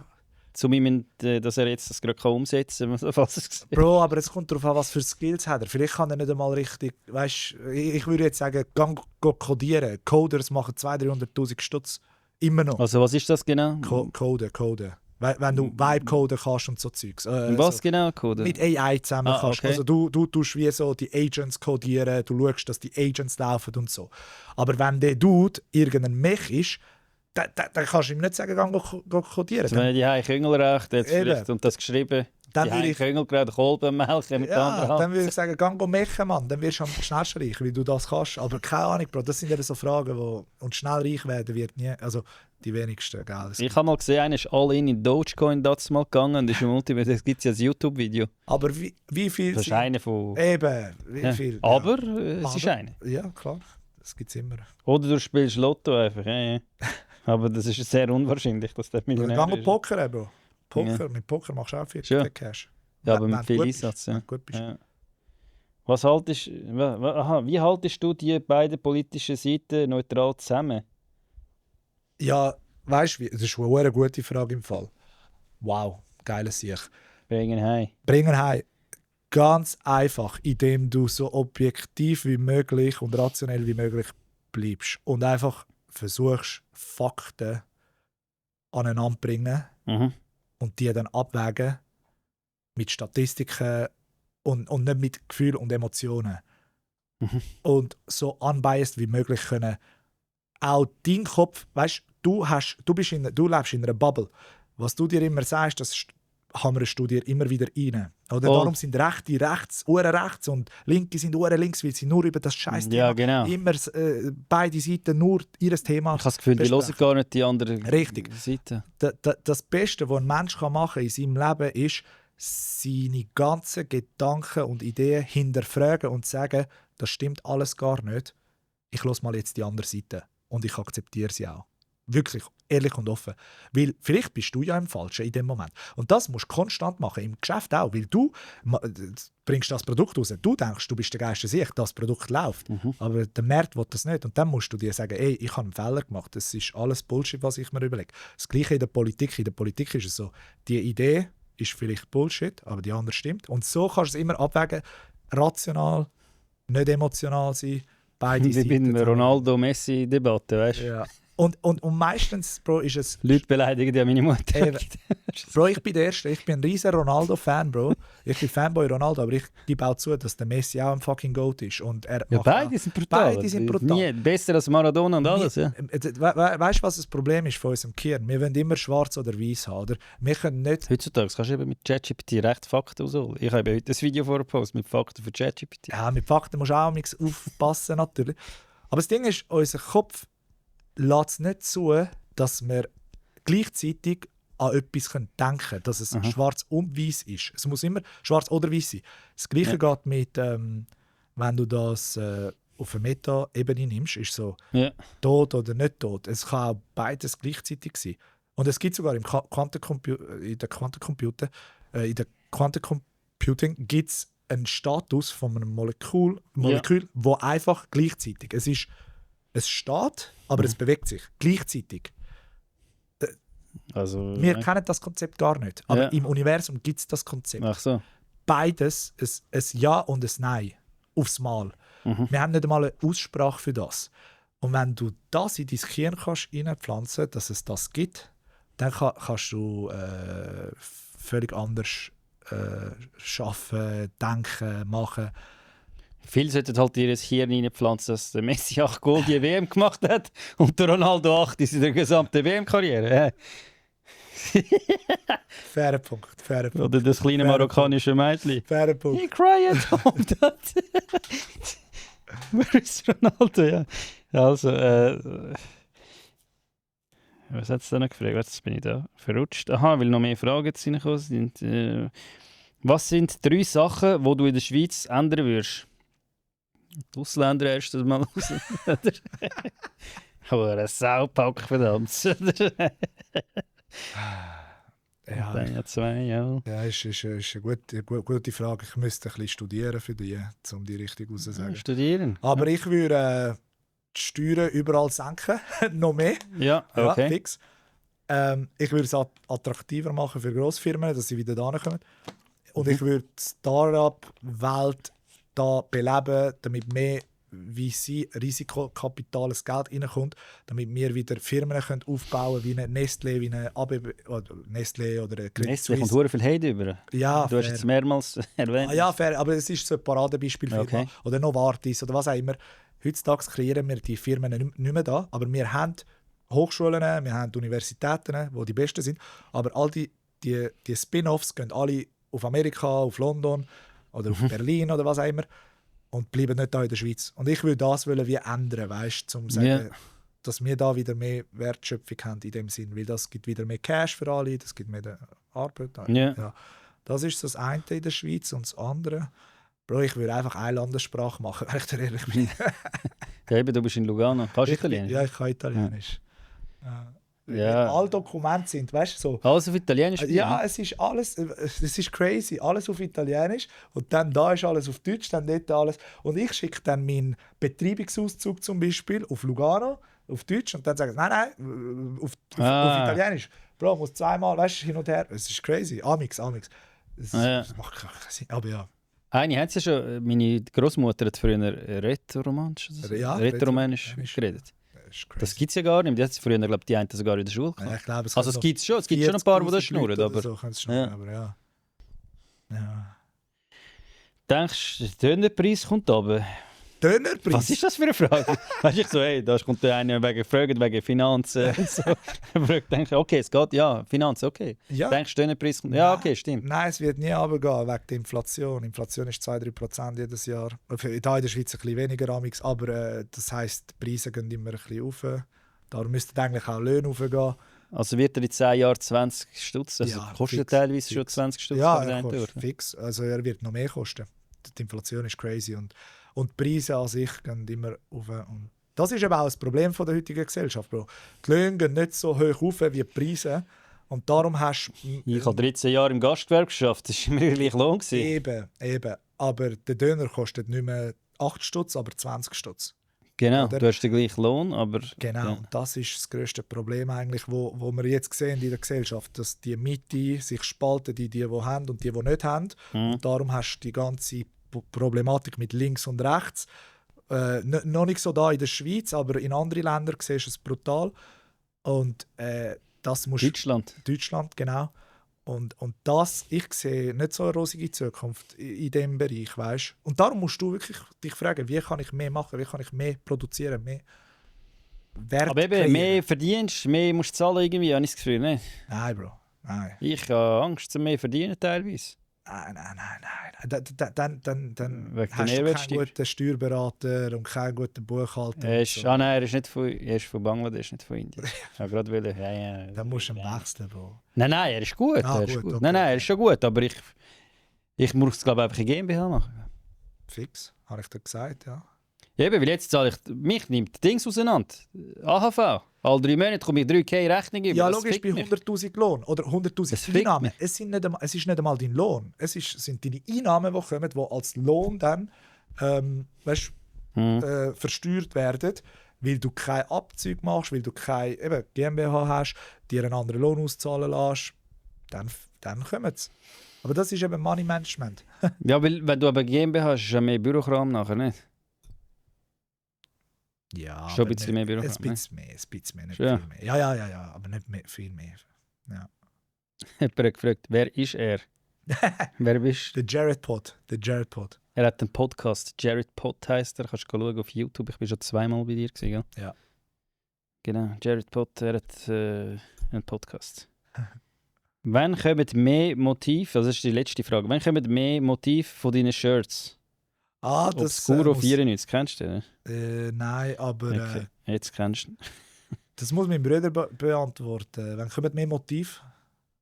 Jetzt in den nächsten 2-3 Monaten kommen immer wieder 4 neue Sprüche. Immer, Also wie viel ihr macht, also für die es gar nicht checken, Ja. machen ihr das zusammen, oder? also Machst du meine nur den? Firma, meine Textilherstellungsfirma produziert das für ihn. Ja. Aber Brandrise Ja. ist sein Projekt. Es heisst Brandrise. Und wie viele verschiedene Motive haben denn T-Shirts? Was steht jetzt zum Beispiel dort drauf? Das ist ein älteres. Ein wo wir Matcha einfach Latte, 10 Stutz, genau, nur in Zürich. Genau. Das haben wir einfach als Test mal gemacht. Das Aber- verkaufen wir so nicht. Das jetzt nicht, aber wenn ihr es Okay. wollt, sagt, und dann können wir es machen lassen. Okay. Aber das Ding ist, wir haben jetzt zum Beispiel, also er hat 4 Motive probiert. Bist ein geiler 4 Sieg. hat's jetzt. Genau, 4. Bist ein geiler Sieg ist das, was am stärksten ist. Dann hat er noch 3 andere Festivals sind günstiger als mein Date oder Ja. all meine Fuck-Ups ist because of AI oder so. Ja. Dass ich falsch habe. Jetzt, das ist eben zum Beispiel hure gut zum sehen. Wir haben zum Beispiel das «Bist ein geiler Sieg» ist ausverkauft. Das T-Shirt. Also steht vorne drauf, bist ein Nein, geiler Sieg. hinten steht drauf, «Bist ein geiler Sieg». Frauen zum Beispiel haben das gekauft, ihren Freunden und so und finden es hure cool. Und jetzt haben wir uns überlegt, das ist ein Alle Test. ausverkauft? Ja? Er hat wieder eine Neubestellung gemacht bei mir für Okay. 50 T-Shirts von denen. Ja. Und jetzt ist es eben so, jetzt habe ich ihm gesagt, oder wir haben zusammen überlegt, Bro, wenn das Motiv gut geht, das ist unser Product Market Fit, machen wir doch auch Socken aus dem, machen wir auch Voll. Cap aus dem, machen wir alles Mögliche, machen wir so ein Plakat aus dem und das verkaufen wir dann. Mhm. Und so fängst du an, ein Produkt und eine Firma Ja. aufzubauen. Genau so, 1:1. Voll. Ja, Du genau. musst aber auch Werbung machen oder auf Social Media, nicht mehr. Ja, er macht auf Social Media Werbung und Influencer Werbung mit den Kontakten, die wir haben. Was findest du denn am besten, um das Produkt zu verkaufen, wo das präsentieren auf Social Media? Ja, momentan. Früher hast du Anzeigen Ja, gemacht, früher hast du Zeitung Anzeigen. und so. Das wäre Mund zu Mund, Bro, viel vergessen, Mund-zu-Mund-Propaganda. Ja, Ja, das ist hure stark. Wenn ich dir eine Empfehlung gebe, hey, das ist. also das, was wir jetzt machen, aber ist ja trotzdem auf Social Media eigentlich. Nein, aber Wir weißt- schnurren. Ja, aber ich meine, schau, wenn Das du. sehen die anderen, ist einfach online Mund zu Mund. Ja, aber wenn du in meinem Hotel bist und dann Ja. bist du daheim mit deiner Mutter und sagst, hey, das Hotel ist mega schön, mega cool, geh Ja. doch nicht hin. Das ist immer noch die beste Werbung. Ich weiss, ja, Oder?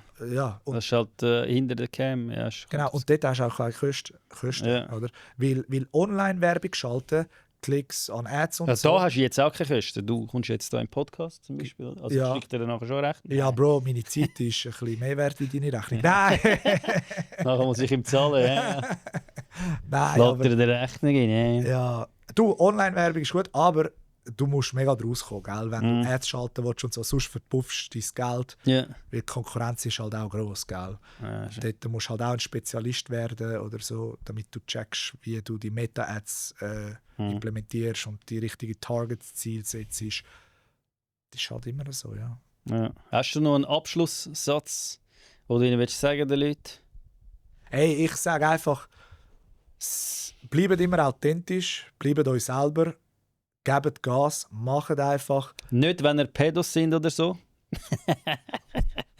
Müssen wir natürlich auch noch dazu sagen, jawohl. Ich ausgeschlossen. Weiterfahren, merci vielmals. Ihr könnt alles erreichen. Nein, ihr könnt wirklich alles erreichen. Es ist alles möglich und machbar, vor allem hier in der Schweiz, Bro. Und hört auf keinen einzigen, 99% der Leute hört nicht auf die. Wenn ihr aber den einen findet, der euch ein bisschen einen Weg zeigt oder euch pusht oder euch unterstützt, setzt auch auf den und dann kommt es gut. Und so langsam baust du dein Netzwerk auf, deine Skills und dein Brand, deine Marke. Du musst unbedingt etwas besitzen. Assets, mehrere Assets. Versuch, das Geld sparen oder ja, mehr machen, investieren in Assets, langsam, in 10, 20 Jahren bist du dort, wo du bist. Und auch, man unterschätzt, was man in 10 Jahren machen kann und man überschätzt sich in einem Jahr. Also gib dir Zeit. Du hast Zeit, Bro. Auch wenn du 50 bist. Die meisten Millionäre sind mit 50 Millionären. Die meisten. Voll. 80% oder so. Also eben, du hast Zeit, Bro. Ich sehe mit den Bildern, der KFC-Gründer war so alt, als er KFC Voll. gegründet hat. Der ist erst so alt, ja. Voll. Und glaubst mir, es werden auch Momente kommen, wo du alles hast im Leben und dann hast du alles verloren, nichts mehr. Und dann kommt es darauf an, wie du wieder aufstehst. Eben, hast du Du einen dich Herzinfarkt auch vorbereiten. zum Beispiel und Schönabend. Eben. Hirnschlag, Schönabend. Heroinabhängig plötzlich, Schönabend. Und wenn auch du einen Live-Podcast willst sehen mit dem Erik Weber und dem Rush, dann komm am 4.12. ins Plaza. Unten auf den Link, klickst drauf, kaufst die Tickets und bringst ihn heim. Merci vielmals.